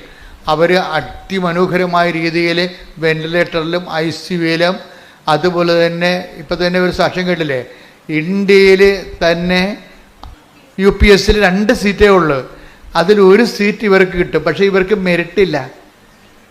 അപ്പോൾ ഞാൻ എപ്പോഴും ഓർക്കുവേ, ഈ ഉടമ്പടിയുടെ ഏറ്റവും വലിയ ഉടമ്പടിയുടെ കത്തിജ്വലിക്കുന്ന ആധാരങ്ങളിൽ ഒന്നെന്താണ്? Not by merit but by grace. ഇത് എല്ലായിടത്തും ആപ്ലിക്കേറ്റാണ്. ഇത് ഇതിന് ഫണ്ടമെൻ്റൽ പ്രിൻസിപ്പിൾ. ഉടമ്പടി ഇത്രയും ജ്വലിക്കാൻ കാര്യം ഇതിൻ്റെ ഫണ്ടമെൻ്റൽ പ്രിൻസിപ്പിളാണ്. എന്താണ്? നോട്ട് ബൈ മെറിറ്റ്, നിൻ്റെ കഴിവ് കൊണ്ടല്ല, പിന്നെ എന്താണ്? എൻ്റെ കൃപ കൊണ്ടാണെന്ന്. അതാണ് ഇത്. നിങ്ങൾ ഉടമ്പടി എടുത്തവർ ശരിക്കും പറഞ്ഞാൽ ഒരു ലെറ്റർ പാഡിൽ എഴുതിയിട്ട് നിങ്ങളുടെ എവിടെ കാണപ്പെടുന്ന സ്ഥലത്ത് ഒട്ടിച്ച് വെക്കേണ്ടതാണ്. നിങ്ങളെ ഈ കുടുംബം ഇനി റൺ ചെയ്യാൻ പോണത് നോട്ട് ബൈ മെറിറ്റിലാണ്. അത് അടിച്ചു വെക്കണം ശരിക്കും. Not by merit but by grace. എന്നുവെച്ചാൽ എൻ്റെ കഴിവ് കൊണ്ടല്ല, ദൈവത്തിൻ്റെ കൃപ കൊണ്ട്. അപ്പം നമുക്ക് നമ്മുടെ മുമ്പിൽ ഈ ഒരു ഭജന വെളിപാട് അനന്തമായ സാധ്യതയാണ് തരണത്. ഇപ്പം നിങ്ങൾക്ക് 15 കോടി കടമുണ്ട്. നിങ്ങൾക്കറിയാം, നിങ്ങളുടെ ഉള്ളിൽ മൊത്തം വിറ്റ് ചുട്ടാലും ആ കടം പരിഹരിക്കത്തില്ല, മെറിറ്റില്ല. പക്ഷേ സാധ്യമാണ്. എന്താണ്? Not by merit but by grace. ഇപ്പം ധനവാൻ ഒരു ബിസിനസ്മാനാണ്. അയാളുടെ ബിസിനസ്സുകാർ ഒന്നും ദൈവരാജ്യത്തിലേക്ക് വരാൻ വലിയ പാടാണ്. ബിസിനസ്സുകാരെ എന്താ കാര്യം വെച്ച് കഴിഞ്ഞാൽ അവർക്ക് 4-5 പുസ്തകം കാണില്ല. ചിലർക്ക്, എല്ലാവർക്കും ഒന്നുമല്ല, 4-5 കുടുംബത്തിൻ്റെ ഷെയർ ഹോൾഡേഴ്സിനെ കാണിക്കാനൊരു പുസ്തകം ഇല്ലേ, ഗവൺമെൻറ് ഇൻകം ടാക്സിനെ കാണിക്കാൻ വേറൊരു പുസ്തകം, അങ്ങനെ പല പുസ്തകങ്ങൾ ചില സമയത്ത് ചില ബിസിനസ്സുകാർ സൂക്ഷിക്കുന്നു. അവർക്ക് അവിടെ ന്യായങ്ങളുണ്ട്. അതൊന്നും ശരിയാണെന്ന് സുവിശേഷത്തിൽ പറയത്തില്ല. പക്ഷേ അതല്ല, സുവിശേഷം വേറെ ചില ആശങ്കകൾ കാണിക്കും. എന്താ കാര്യം? നീ ഇങ്ങനെ ബിസിനസ് പരമായിട്ടുള്ള ചില നിലപാടുകൾ എടുക്കും. അതല്ല ടാക്ടിക്സോ, അതിൻ്റെ അകത്ത് ബിസിനസ് പ്രൂഡൻസൊക്കെ ഉണ്ട്. ബിസിനസ് പ്രൂഡൻസ്, അതിനല്ലേ CA ഒക്കെ ഇരിക്കണത്. ബിസിനസ് പ്രൂഡൻസ് പറഞ്ഞു കൊടുക്കാൻ വേണ്ടി ഇരിക്കുകയാണ്. ശുദ്ധഗതിക്ക് പോയി തലവെച്ച് കൊടുത്ത് തലഞ്ഞൊട്ടിക്കൊണ്ട് സർക്കാർ പോകാതിരിക്കാൻ വേണ്ടി അവർ ചില CA അവരുടെ രീതിയിലുള്ള ചില ബിസിനസ് പ്രൂഡൻസ് പറഞ്ഞു കൊടുക്കും. ബിസിനസ് പ്രൂഡൻസാണ്. അപ്പം അല്ല സർക്കാരിനെ പറ്റിക്കലല്ല, പ്രൂഡൻസ് പറഞ്ഞു കൊടുക്കണതാണ്. അപ്പോഴും സർക്കാരിനെ പറ്റിക്കരുത്, അത് പാപമാണ്. പക്ഷെ അതല്ല, ബിസിനസ് പ്രൂഡൻസ് പറഞ്ഞു കൊടുക്കും. പക്ഷെ ചെന്നാലും ചില ആൾക്കാർ ചില അതിക്രമങ്ങൾ, ഇതിൻ്റെ അകത്ത് ക്രമം തെറ്റിയ കാര്യങ്ങൾ കാണിക്കും. അപ്പോൾ ചിലർ ചോദിക്കും, ഒരിക്കൽ വിജയകുമാറിനോട് ചോദിച്ചു, വിജയകുമാറെ, ഇത് നിങ്ങളുടെ ഈ ബിസിനസ്സും നിങ്ങളുടെ ഈ സുവിശേഷ പ്രവർത്തനവുമായിട്ട് ഇതെങ്ങനെ ശരിയാവുമെന്ന് ചോദിക്കും. ഞാൻ ചിലയിടത്തൊക്കെ ചെന്നപ്പോൾ അദ്ദേഹമായിട്ട് കാനഡയിലോ എവിടെയോ ധ്യാനിപ്പിച്ചപ്പോൾ അവിടുത്തെ ആൾക്കാർ ചോദിച്ചതാണ്, വിജയകുമാർ സാർ, ഇത് എങ്ങനെയാണ് ഈ ബിസിനസ്സും ഇവാഞ്ചലൈസേഷനും സുവിശേഷ പ്രവർത്തനവുമായിട്ട് ശരിയാകണത്? എന്താണ്? ധനവാൻ സ്വർഗരാജ്യത്തിൽ പ്രവേശിക്കുന്നത് ഒട്ടകം സൂചിക്ക. അതാണ് അവർ പാര വെച്ച് സ്നേഹപൂർവ്വം ഒരു സ്നേഹപ്പാര വെച്ചതാണ് അവര്. Take the bed of God. ശ്രുതിക്കട്ടെ ഹല്ലേലൂയ. മത്തായി 19:24. മത്തായി 19:24. വീണ്ടും ഞാൻ നിങ്ങളോട് പറയുന്നു, ധനവാൻ സ്വർഗരാജ്യത്തിൽ പ്രവേശിക്കുന്നതിനേക്കാൾ എളുപ്പം ഒട്ടകം സൂചിക്കുഴയിലൂടെ കടക്കുന്നതാണ്. അപ്പോഴേ ഇത് ചോദിച്ചപ്പോൾ വിജയകുമാർ സാർ, അങ്ങനെയാണെങ്കിൽ നിങ്ങൾ സുവിശേഷം പ്രസംഗിക്കുന്ന നിങ്ങളെ പൗലോസപ്പോസ്തലൻ പറഞ്ഞിട്ടുണ്ടല്ലോ, ഞങ്ങൾ തന്നെ സുവിശേഷം പ്രസംഗിക്കുന്ന ഞങ്ങൾ തന്നെ പരിത്യജിക്കാതിരിക്കാൻ വേണ്ടി എടുക്കേണ്ട സുവിശേഷ നടപടികളെക്കുറിച്ച് പറഞ്ഞിട്ടുണ്ടല്ലോ. അപ്പോൾ വിജയകുമാർ സാർ പറഞ്ഞ് ഏറ്റവും വലിയ നടപടി ദൈവത്തിൻ്റെ കൃപയാണെന്ന്. വളരെ പ്രൂഡൻ്റ് ആൻസറാണ് കൊടുത്തത്. ഏറ്റവും വലിയ എന്താ കാര്യം? അതിൻ്റെ താഴെ ഉള്ളത് വായിക്കാൻ പറഞ്ഞു വിജയകുമാർ. എന്താണ്? 19:26. അതിന് താഴെ ഉണ്ടാവും. 19:26. യേശു അവരെ നോക്കി പറഞ്ഞു, മനുഷ്യർക്കിത് അസാധ്യമാണ്, എന്നാൽ ദൈവത്തിന് എല്ലാം സാധ്യമാണ്. ഞാൻ ഓർത്ത് വിജയകുമാറിന് ഇത്രയും പ്രൂഡൻസ് എങ്ങനെ കിട്ടിയെന്ന്. മനുഷ്യർക്ക് ഇത് അസാധ്യമാണ്. ഇപ്പം നമ്മൾ എന്ത് സംഭവം ചെയ്താലും ചില കാര്യങ്ങൾ മനുഷ്യർക്ക് അസാധ്യമായിട്ട് വരും. നമ്മൾ നോക്കുമ്പോൾ നമ്മുടെ മുമ്പിൽ ഒത്തിരി അസാധ്യതകളാണ് കിടക്കുന്നത് നമ്മുടെ മുമ്പിൽ. അപ്പോൾ അസാധ്യമായ കാര്യം നമ്മൾ എന്ത് ചെയ്യും? അപ്പോഴെന്താ ചെയ്യണം? ബൈബിൾ പറയും എന്താണ്? നോട്ട് ബൈ മെറിറ്റ് അല്ലെങ്കിൽ സാധ്യമല്ലെങ്കിൽ. മനുഷ്യർക്ക് സാധ്യമായതിനെയാണ് ബൈബിൾ മെറിറ്റ് എന്ന് പറയണത്. മനുഷ്യർക്ക് സാധ്യമായ കാര്യങ്ങളാണ് മെറിറ്റ് എന്ന് പറയണത്. പക്ഷേ മനുഷ്യർക്ക് സാധ്യമല്ലാത്ത കാര്യങ്ങളുണ്ട്. പക്ഷെ സാധ്യമാക്കാതെ മുന്നോട്ട് പോകാതിരിക്കാൻ പറ്റത്തില്ല. അതിനെന്ത് ചെയ്യും? അടുത്ത പ്രൊവിഷൻ എന്താണ്? ദൈവത്തിനല്ല. ആ വചനം എത്രയാണ്? മത്തായി 19:26. മത്തായി 19:26. മനുഷ്യർക്ക് അത് സാധ്യമല്ല, അസാധ്യമാണ്. പക്ഷെ ദൈവത്തിനെല്ലാം സാധ്യമാണ്. അപ്പൊ ദൈവത്തിന് അനന്ത സാധ്യതയെ ടാപ്പിങ്ങിലാണ് ഈ ഉടമ്പടി പ്രയോഗം വെച്ചിരിക്കുന്നത്. നമ്മളൊരു പ്രാർത്ഥനാ ജീവിതത്തിൽ നിന്ന് നമ്മൾ ഉടമ്പടി ജീവിതത്തിലേക്ക് നമ്മൾ ഷിഫ്റ്റ് ചെയ്യാൻ, ശരിക്കും പറഞ്ഞാൽ ഒരു യു ടേൺ എടുക്കണ പോലെയുള്ള ഒരു മാറ്റമുണ്ട്. ചില ആൾക്കാർ യു ടേൺ ഒന്നും എടുക്കത്തില്ല, ഉടമ്പടി എടുത്താൽ ആ നേരെ തന്നെ പോകും അങ്ങോട്ട്. ഉടമ്പടി എടുക്കുമ്പോൾ പ്രാർത്ഥനാ ജീവിതത്തിൽ നേരെ യൂക്കട്ടൊക്കെ എടുക്കുകയാണ് നമ്മൾ. എന്താ കാര്യം? പ്രാർത്ഥനാ ജീവിതം കൊണ്ട് മാത്രം ദൈവത്തോട് ഉള്ള ബന്ധവുമായിട്ട് മുന്നോട്ട് പോകാൻ പറ്റത്തില്ല. ഒരു പരിധി കഴിഞ്ഞാൽ പറ്റത്തില്ല. നിങ്ങൾ പ്രാർത്ഥനയിൽ ആശ്രയിച്ചുകൊണ്ട് മാത്രം നിങ്ങൾക്ക് ദൈവവുമായിട്ട് റിലേഷൻസ് മെയിൻറ്റെയിൻ ചെയ്യാൻ പറ്റത്തില്ല. അതുകൊണ്ടാണ് കാലാവസ്ഥ വ്യതിയാനങ്ങൾ ഉണ്ടാകുന്നത്. കാലാവസ്ഥ വ്യതിയാനങ്ങൾ ഇപ്പം എന്താ പറഞ്ഞത്? ക്ലൈമറ്റ് ചേഞ്ച് എന്ന് പറയത്തില്ലേ? ക്ലൈമറ്റ് ചേഞ്ച് ഇപ്പോഴത്തെ ന്യൂനമർദ്ദവും കാര്യവുമല്ല, അധ്യാത്മ ജീവിതത്തിലാണ് യഥാർത്ഥ ക്ലൈമറ്റ് ചേഞ്ച് ഉള്ളത്. ക്ലൈമറ്റ് ചേഞ്ചിൻ്റെ ഉദ്ദേശം ഈ മെറിറ്റിൽ നിന്ന് ഗ്രേസിലേക്കുള്ള ഒരു പാരഡൈം ഷിഫ്റ്റ് ചെയ്യും. വെച്ചാൽ നമ്മുടെ വളർച്ചയുടെ ഒരു ഘട്ടത്തിലാണ് നമ്മൾ നേരെ പോയി നമ്മളെ പെട്ടെന്ന് യു ടേൺ എടുക്കാൻ പറയും. എന്താ കാര്യം? ലക്ഷ്യസ്ഥാനത്ത് എത്തുന്നതിന് വേണ്ടിയുള്ള ഒരു അധിക പരിശ്രമ സ്ഥലമാണിത്. അപ്പം അതുകൊണ്ട് ഈ പ്രാർത്ഥനാ ജീവിതം മാത്രം പറഞ്ഞല്ലേ എന്തിനാണ് ഇപ്പം കരസ്മാരിക് ധ്യാനം ഇറങ്ങിയെങ്കിലും 50 കൊല്ലം കേരളത്തിലുണ്ടായിരുന്നു, ഇപ്പോഴും ഉണ്ട്. പക്ഷേ അപ്പോഴും കേരളത്തിലെ ഒരു 55% കുടുംബങ്ങൾ അതിലേക്ക് വന്നിട്ടില്ലായിരുന്നു. ഉടമ്പടി വന്നപ്പോഴേ ഒരു 70% ഇപ്പോൾ ആയിട്ടുണ്ട്. എന്താ കാര്യം വെച്ചാൽ കരിസ്മാറ്റിക്കാർ 50 കൊല്ലവും കൂടി ആ പുതിയ പദ്ധതിയിലേക്ക് വരാതിരുന്ന ആൾക്കാരും ഉടമ്പടിയിലോട്ട് വന്നു. അതായത് ഉടമ്പടിക്കുണ്ടായിരുന്ന ഒരു ഗുണം അതാണ്. കാര്യം കരിസ്മാറ്റിക് മേഖല 50 കൊല്ലം ഈ കേരള മണ്ണിൽ വളരെ ശക്തമായ രീതിയിൽ അടയാളങ്ങൾ സഹിതം പ്രവർത്തിച്ചിട്ടും അതിലേക്ക് വരാതിരുന്നവർക്കെയും ഉടമ്പടി പെട്ടെന്ന് കൊണ്ടുവന്നത്. കാര്യം ഒരു 6 ദിവസം ധ്യാനം കൊണ്ടല്ല കൊണ്ടത്, 4 മണിക്കൂർ ക്ലാസ് കൊണ്ടാണ് ഇവർ ടാപ്പ് ചെയ്ത് കൊണ്ടുവന്നത്. ഇത് ദൈവജ്ഞാനത്തിലുള്ള കാര്യമാണ്. ഞാൻ ബുദ്ധി കൊണ്ട് ആലോചിച്ചതല്ല ഇത്. നമ്മൾ ദൈവമായിട്ട് സഞ്ചരിച്ച് കഴിയുമ്പോൾ ഇത് എല്ലാ കാര്യങ്ങൾക്കും അതിൻ്റെ ഷോർട്ട് കട്ടുകളുണ്ട്. ഞാൻ എൻ്റെ സഹോദരനോട് പറയണത്, നിങ്ങളെപ്പോഴും ഒരു പ്രത്യേക പ്രശ്നവുമായിട്ടാണ് ഉടമ്പടി ചെയ്യണത്. പക്ഷേ അത് നിങ്ങളുടെ പ്രശ്നമാണ്, ദൈവത്തിൻ്റെ പ്രശ്നം അല്ല. ഇത് ഉടമ്പടി ദൈവത്തിൻ്റെ പ്രശ്നമാക്കി മാറ്റണം. ദൈവത്തിൻ്റെ പ്രശ്നം എന്താ? നിങ്ങളുടെ വളർച്ചയാണ്. ദൈവത്തിന് ഒരു പ്രശ്നമേ ഉള്ളൂ. നമുക്ക് ഒത്തിരി പ്രശ്നമില്ലേ? പക്ഷേ ദൈവത്തിന് ഒറ്റ പ്രശ്നമേ ഉള്ളൂ. എന്താ പ്രശ്നം? എൻ്റെ സ്വർഗസ്ഥനായ പരിപൂർണനായിരിക്കുന്ന പോലെ നിങ്ങളും പരിപൂർണരായിരിക്കണം. സുവിശേഷ വിഹിതമായൊരു പരിപൂർണതയിലേക്ക് ഈ ജഡിക മനുഷ്യനെ ഷെയ്ക്ക് ചെയ്തിട്ട് ആന്തരിക മനുഷ്യനെ പുനർജീവിപ്പിച്ചെടുക്കുന്ന ദൈവരാജ്യത്തിൻ്റെ ഒരു പ്രശ്നമാണ് ദൈവത്തിനുള്ളത്. അപ്പം അതുകൊണ്ട് എപ്പോഴും ഉടമ്പടിയിലുള്ളവരെ, കൂടുതൽ സാധ്യതയുള്ളവർ, ദൈവാഭിമുഖ്യങ്ങളുള്ളവർ, ഇപ്പം ചിലർ 90 ദിവസം കഴിയുമ്പോൾ അവസാനിപ്പിക്കണത്, ഇപ്പോൾ വയറ്റിപ്പഴപ്പ് മാത്രമാണ് നിങ്ങളുടെ ഉദ്ദേശം എന്നുണ്ടെങ്കിൽ 90 ദിവസം കൊണ്ട് അവസാനിപ്പിക്കുക. അപ്പോൾ ദൈവത്തിന് അറിയാം, ഇപ്പോൾ 90 ദിവസം കൊണ്ട് ഉടമ്പടി തീർന്നവരുടെ വയറ്റിപ്പഴപ്പ് IELTS പാസ്സാകുക അല്ലെങ്കിൽ വസ്തു വിൽക്കുക മാത്രമുള്ള ഒരു വയറ്റിപ്പഴപ്പ് പ്രശ്നം മാത്രമേ ഉള്ളൂ.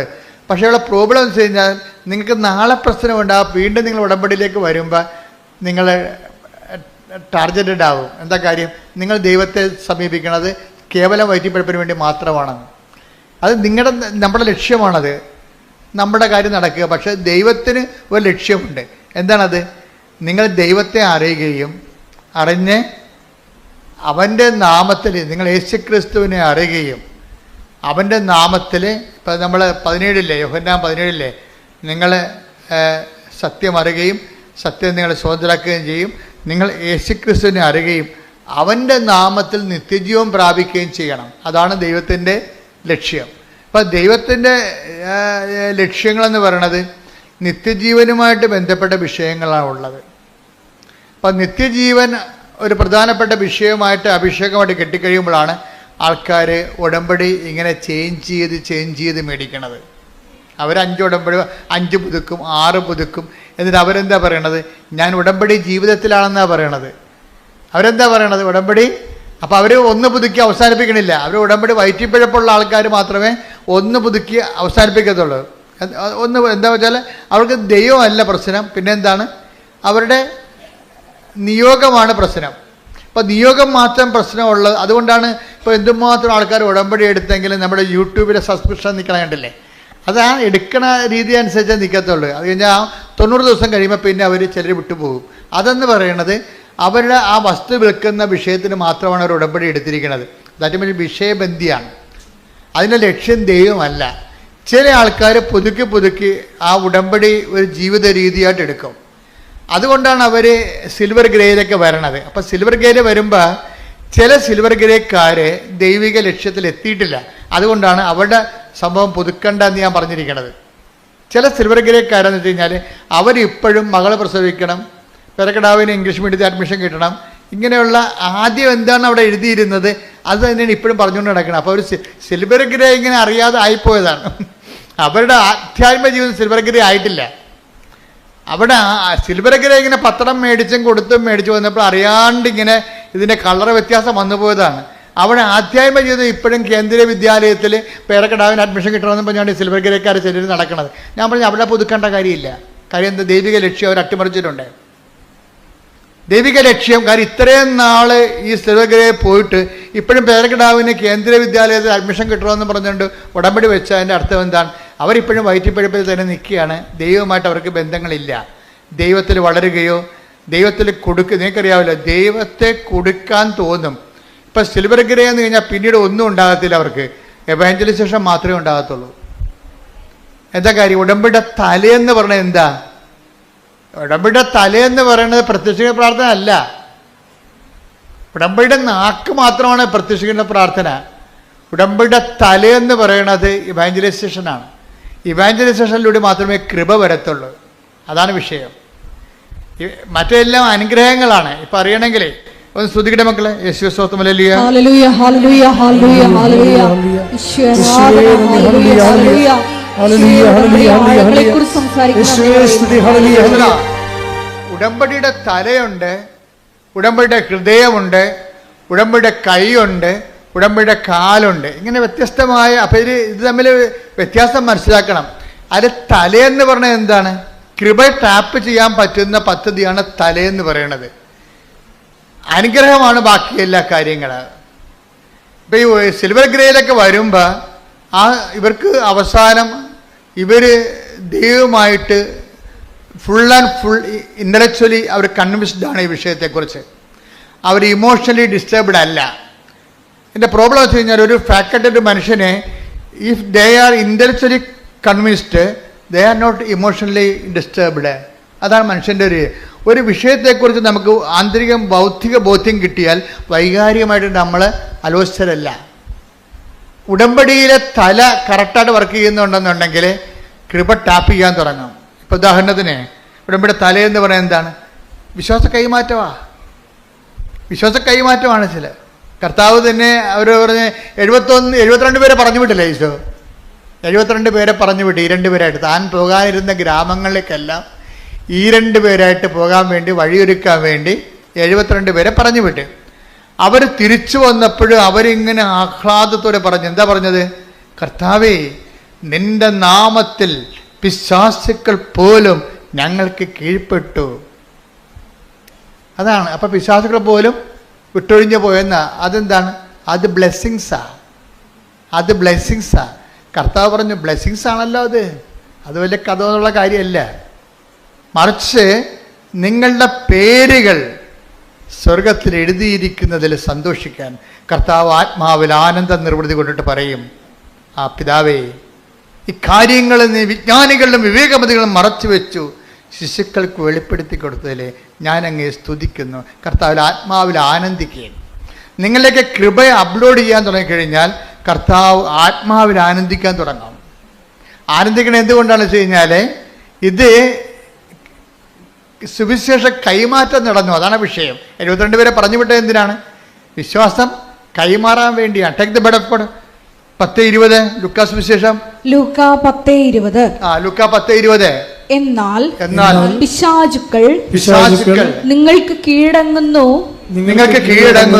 എന്നതിൽ നിങ്ങൾ സന്തോഷിക്കേണ്ട. പനി മാറി, അല്ലെങ്കിൽ ക്യാൻസർ മാറി, അല്ലെങ്കിൽ നിങ്ങളെ രോഗം മാറി എന്നതിൽ വലിയ സന്തോഷമൊന്നും കാണിക്കണ്ട. കാര്യം എന്താണ്? ദൈവം സന്തോഷിക്കുന്നത് എന്തിലാണ്? സുവിശേഷം കൈമാറി എന്നതിലാണ്. അവിടെയാണ് വിഷയം. ഇപ്പം കൃപാസനം പത്രത്തെക്കുറിച്ച് എന്തുമാത്രം സഭയുടെ അകത്തും പുറത്തും പൊതുജനങ്ങളിൽ എന്തുമാത്രം കലാപക്കൊടിയും ഉണ്ടായി. ആ കാലങ്ങളിലൊക്കെ ഞാൻ ആകപ്പാടെ ഇങ്ങനെ പ്രാർത്ഥിച്ച് നിൽക്കുകയാണ് ചെയ്തത്. കാര്യം ഞങ്ങൾക്കറിയാമായിരുന്നു പത്രത്തിലാണ് ഈ സംഭവം ഇരിക്കണം മുഴുവനും എന്ന്. പക്ഷേ പത്രം പുറത്തിറങ്ങിയ പിശാച് പല്ലും നഖവും കൊണ്ടാണ് വന്നത്. എത്രയെത്ര വീഡിയോ ഇതിനെതിരെ ഇറങ്ങി. ഒരു മനുഷ്യൻ പോലും ഒന്നും ചെയ്തില്ല. എന്നിട്ടും ദോശ ചുട്ട് തിന്ന് ചമ്മന്തി അരച്ചെന്നൊക്കെ പറഞ്ഞുകൊണ്ട് നമ്മൾ അന്ധവിശ്വാസം പ്രചരിപ്പിക്കുന്നു. അച്ഛനെ അറസ്റ്റ് ചെയ്യണം, എന്തെല്ലാം പരിപാടിയാണ്. ഗവൺമെൻറ് നിയമം അന്ധവിശ്വാസം പ്രചരിപ്പിക്കുന്നതിനെതിരെ രാജസ്ഥാൻ ഗവൺമെൻറ് നടപടിയെടുത്തു. കൃപാസനത്തിൽ നടപടിയെടുക്കും. അങ്ങനെ പല്ലും നഖവും കൊണ്ട് പിശാച് 4 പാടുന്ന എളിക്കാൻ തുടങ്ങി. അതിൻ്റെ കൂടെ സഭയിലുള്ള ചില പുരോഹിതന്മാരും നമ്മൾക്കെതിരെ വന്നു. പല പള്ളികളിലൊക്കെ ഇത് ഒരു പുരോഹിതൻ കുറേ പത്രം കൊണ്ടുവന്നതിൻ്റെ പുറത്ത് അവരുടെ പള്ളി കൊടുത്ത പത്രമാണ് എന്നും പറഞ്ഞുകൊണ്ട് അത് മുഴുവൻ കൊണ്ടുവന്ന് ഇവിടെ ഇട്ടും പോയി. കൃപാസന വാതിക്കലിട്ടും പോയി. ഒന്നും വേണ്ടിയില്ല. ആരോടും പരിഭവമില്ല. ആരോടും ഒരു നിരസം പോലും ഇല്ല. ആ അച്ഛനെ കാണുമ്പോഴും അച്ഛനോട് ഗുഡ് മോർണിംഗ് പറഞ്ഞ് ഈശോമിശിഹായെ സ്തുതി പറഞ്ഞ് സന്തോഷത്തോടെ നമ്മൾ പെരുമാറും. എന്താ കാര്യം? നമ്മൾ ചെയ്യുന്ന ജോലി വിശ്വാസ കൈമാറ്റമാണ്. അത് നിങ്ങൾ എപ്പോഴും ഓർത്തേക്കണം. നമുക്ക് വേറെ ഒരു ലക്ഷ്യമില്ല. നമ്മുടെ ജോലി എന്താണ്? ക്രിസ്തുവിനെ കൈമാറുകയാണ്. അപ്പം ക്രിസ്തുവിനെ കൈമാറുമ്പോൾ സ്വീകാര്യമല്ലാത്തവർക്ക് പലതരത്തിലുള്ള റെസ്പോൺസ് ഉണ്ടാകും. ആൻറ്റി റെസ്പോൺസ് ആയിരിക്കും മിക്കതും. ക്രിസ്തുവിനെ സ്വീകരിക്കാത്തവരെല്ലാം പിന്നെ ആദ്യം സ്വീകരിക്കാതിരുന്ന ആരാണെന്ന് നമുക്കറിയാമല്ലോ. അവൻ തൻ്റെ ജനങ്ങളുടെ അടുക്കിലേക്ക് വന്നു. തൻ്റെ ജനങ്ങളാകട്ടെ അവനെ അറിഞ്ഞില്ല. അതല്ലേ സംഭവം. യോഹന്നാൻ 1:11. അവൻ സ്വജനത്തിന്റെ അടുത്തേക്ക് വന്നു, എന്നാൽ അവർ അവനെ സ്വീകരിച്ചില്ല. ഇത് സ്വാഭാവികമാണ്. ഇപ്പം നിങ്ങളുടെ ബന്ധുക്കളോ സഭയിലുള്ളവരോ ചില സമയത്ത് ക്രിസ്തുവിനെ സ്വീകരിക്കത്തില്ല. മറ്റൊരു മാർഗത്തിലൂടെ ക്രിസ്തുവിൻ്റെ സുവിശേഷം കൈമാറ്റം ചെയ്യപ്പെടുന്നുവെന്ന് കണ്ടു കഴിഞ്ഞാൽ റിജക്റ്റ് ചെയ്യപ്പെടും. അപ്പോൾ ഇത് ബുദ്ധിപരമായിട്ട് ആധ്യാത്മികത എന്ന് പറയുന്നത് ഒരു ഇൻ്റലിജൻ്റ് ബിസിനസ്സാണത്. ആധ്യാത്മികത എന്ന് പറയുന്നത്. അപ്പം നമ്മൾ ബുദ്ധിപരമായിട്ട് അവിടെ എന്ത് നിലപാടാണ് സ്വീകരിക്കേണ്ടത്? സൗമ്യതയായിരിക്കണം. അപ്പം നിങ്ങളെ എതിർക്കുന്നവരെ നിങ്ങൾ എതിർക്കരുത്. പൗലോസ് അപ്പോസ്തലൻ എല്ലാം പറഞ്ഞിട്ടുണ്ട്. നിങ്ങളെ എതിർക്കുന്നവരെ നിങ്ങൾ എതിർക്കരുത്. പിന്നെന്താണ്? അവരെ ആശീർവദിക്കുവിൻ. ആശീർവദിക്കുക മാത്രമേ ചെയ്യാവൂ. Take the bed of God. ശ്രുതിക്കട്ടെ. ഹല്ലേലൂയ, ഹല്ലേലൂയ, ഹല്ലേലൂയ. അതായത് എപ്പോഴും നമ്മൾ ശ്രദ്ധിക്കേണ്ട ഒരു വിഷയം, ഇപ്പോൾ ഉടമ്പടി സിൽവർ ഗ്രേയിലേക്ക് വരുമ്പോൾ ഇതിൻ്റെ അകത്ത് 90% വിഷയവും കൃപയുമായി ബന്ധപ്പെട്ടതായിരിക്കണം. ഇപ്പോഴും അനുഗ്രഹവുമായി ബന്ധപ്പെട്ട് പേരക്കിടാവിനെ കേന്ദ്ര വിദ്യാലയത്തിൽ ചേർക്കാൻ വേണ്ടിയാണ് ഉടമ്പടി സിൽവർ ഗ്രേ ആക്കണമെന്നുണ്ടെങ്കിൽ ഞാൻ പറയും പുതുക്കി കൊടുക്കരുതെന്ന് പറയും. കാര്യം ചുമ്മാ വൈകിട്ടപ്പോഴപ്പാണ് വിഷയം. അവർക്ക് ബോധം ഇപ്പോഴും ബുദ്ധിയും ബോധം വന്നിട്ടില്ല. ഉടമ്പടി എന്താണെന്ന് മനസ്സിലായിട്ടില്ല അവർക്ക്.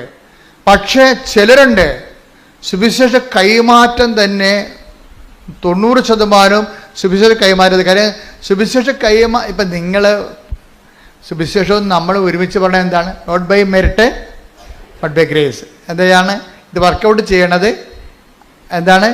നോട്ട് ബൈ മെറിറ്റ്, നമ്മുടെ യോഗ്യതയാലല്ല, പിന്നെ എന്താണ്? കൃപയാലാണ്. അപ്പോൾ നമ്മുടെ മുമ്പിലുണ്ടാകുന്ന ഓപ്ഷൻ എന്താണ് കൃപ? കൃപ എവിടുന്ന് കിട്ടുമെന്നല്ലേ?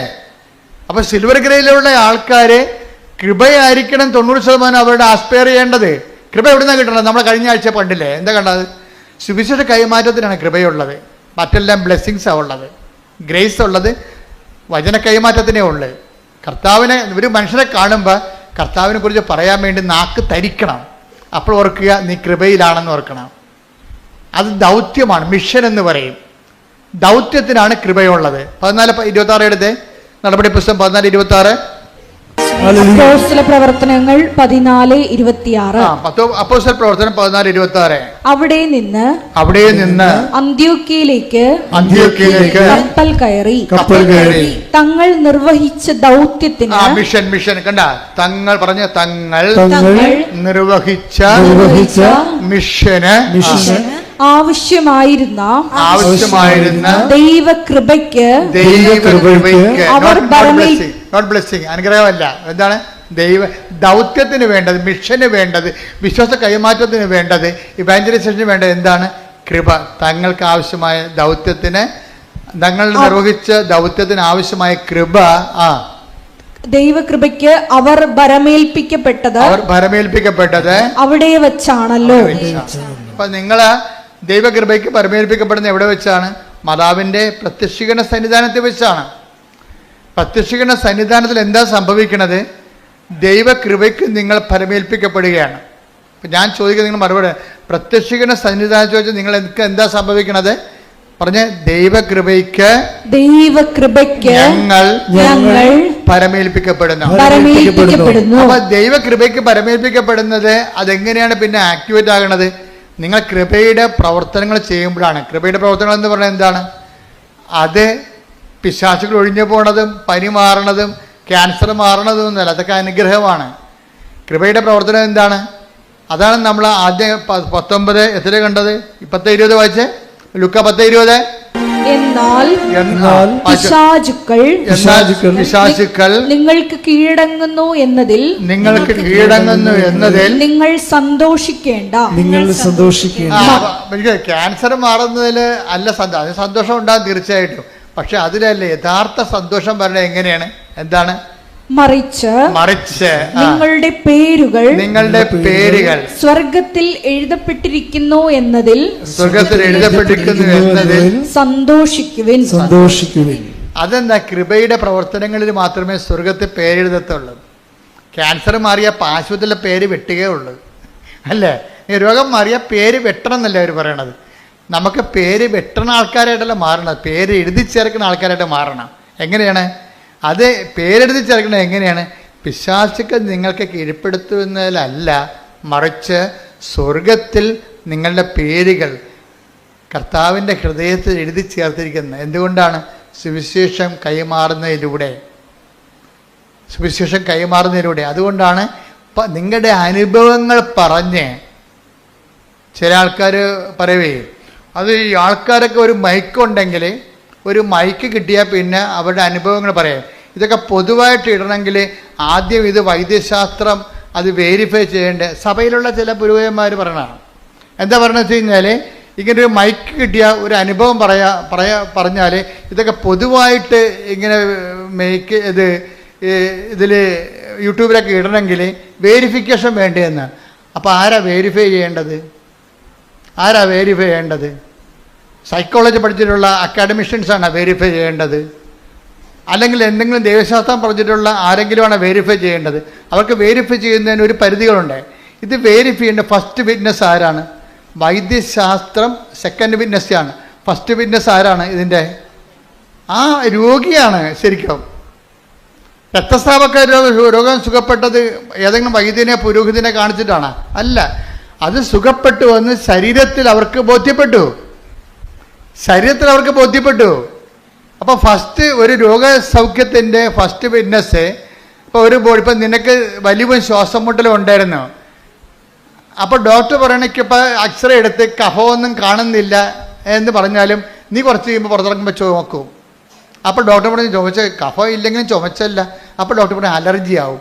അലർജിയുടെ ടെസ്റ്റ് നടത്താൻ പോയി 124 അലർജി ഉണ്ട്. ഏത് ടെസ്റ്റ് നടത്തും? അപ്പം പൂർണ്ണമായിട്ട് ചില കാര്യങ്ങളെ നിങ്ങൾക്കറിയാം. അതായത് ആ രോഗി തന്നെയാണ്. ഇപ്പം കഴിഞ്ഞ ദിവസങ്ങളിൽ ഒരു സാക്ഷ്യം ഉണ്ടായി. ഞാൻ വൈദ്യശാസ്ത്രത്തെയോ സഭയുടെ പഠനങ്ങളോ എതിർക്കുകയൊന്നുമല്ല കേട്ടോ, കാര്യം അതെല്ലാം സത്യമായ കാര്യങ്ങളാണ്. പക്ഷേ എല്ലായിടത്തും കൊണ്ടുപോകുന്ന ഇപ്പം തെങ്ങിനും കവുങ്ങിനും ഒരേ തളപ്പ് വെക്കരുത്, തളപ്പ് വ്യത്യാസം വെക്കണം കുറച്ച്. കാര്യം എല്ലാത്തിനും ഒരു മനുഷ്യൻ്റെ അനുഭവങ്ങളെന്ന് പറയുമ്പോൾ ആ അനുഭവത്തിനൊരു ശാസ്ത്രീയ അടിത്തറ ഉണ്ടാകും. കാര്യം അവൻ ഇപ്പോൾ എനിക്ക് ചുമയില്ല, എൻ്റെ റെസ്പിറേറ്ററി സിസ്റ്റംസ് ഓക്കെ ആണെന്ന് എൻ്റെ സംസാരം കൊണ്ടാണ് ആദ്യം മനസ്സിലാകണത്, അല്ലാതെ ടെലസ്കോപ്പ് വെച്ചിട്ടല്ല മനസ്സിലാകണത്. സംസാരം കൊണ്ട് മനസ്സിലാകും. ഇപ്പോൾ ബ്രീത്ത് ഈസിയാണ്, ഇപ്പോൾ ബ്രീത്ത് ഈസി ആയിട്ടുണ്ട്. ബ്രീത്ത് ഈസിയാണെന്ന് ആരാ പറയേണ്ടത്? അത് ആ ചെയ്ത ആളാണ് പറയേണ്ടത്. ബ്രീത്ത് ഈസിയാണ്, എനിക്കിപ്പോൾ ശ്വസിക്കാൻ പറ്റുന്നുണ്ടെന്ന് ആരാ പറയേണ്ടത്? അപ്പോൾ പ്രാർത്ഥന കൊണ്ട് ചില ആൾക്കാർക്ക് അവർക്ക് വ്യക്തിപരമായ ചില ബോധ്യങ്ങൾ കിട്ടും. വ്യക്തിപരമായ ബോധ്യങ്ങളുടെ ശേഷം ആ വ്യക്തിപരമായ ബോധ്യങ്ങൾക്ക് ശേഷം ആ വ്യക്തി വൈദ്യശാസ്ത്രത്തെ കാണണം. എനിക്ക് രോഗം മാറിയായിട്ട് തോന്നണം, വാട്ട് യു സേ? അവിടെ സെക്കൻഡ് ഓപ്ഷൻ വൈദ്യശാസ്ത്രത്തിനുണ്ട് അവിടെ. അപ്പോൾ അതായത് എനിക്ക് ശ്വാസം, ഇപ്പം കഴിഞ്ഞ ദിവസങ്ങളിൽ ഒരു സാക്ഷ്യം ഉണ്ടായി. ഞാൻ ഈ സാക്ഷ്യം കണ്ടുകൊണ്ടാണ് ഇപ്പോൾ ഇങ്ങനെയൊക്കെ പറയാൻ കാര്യം. സാക്ഷ്യം എന്താണെന്ന് വെച്ച് കഴിഞ്ഞാൽ, ഒന്ന് സ്തുതിക്കട്ടെ മക്കളെ. യേശുസ്വസ്തം. ഹല്ലേലൂയ.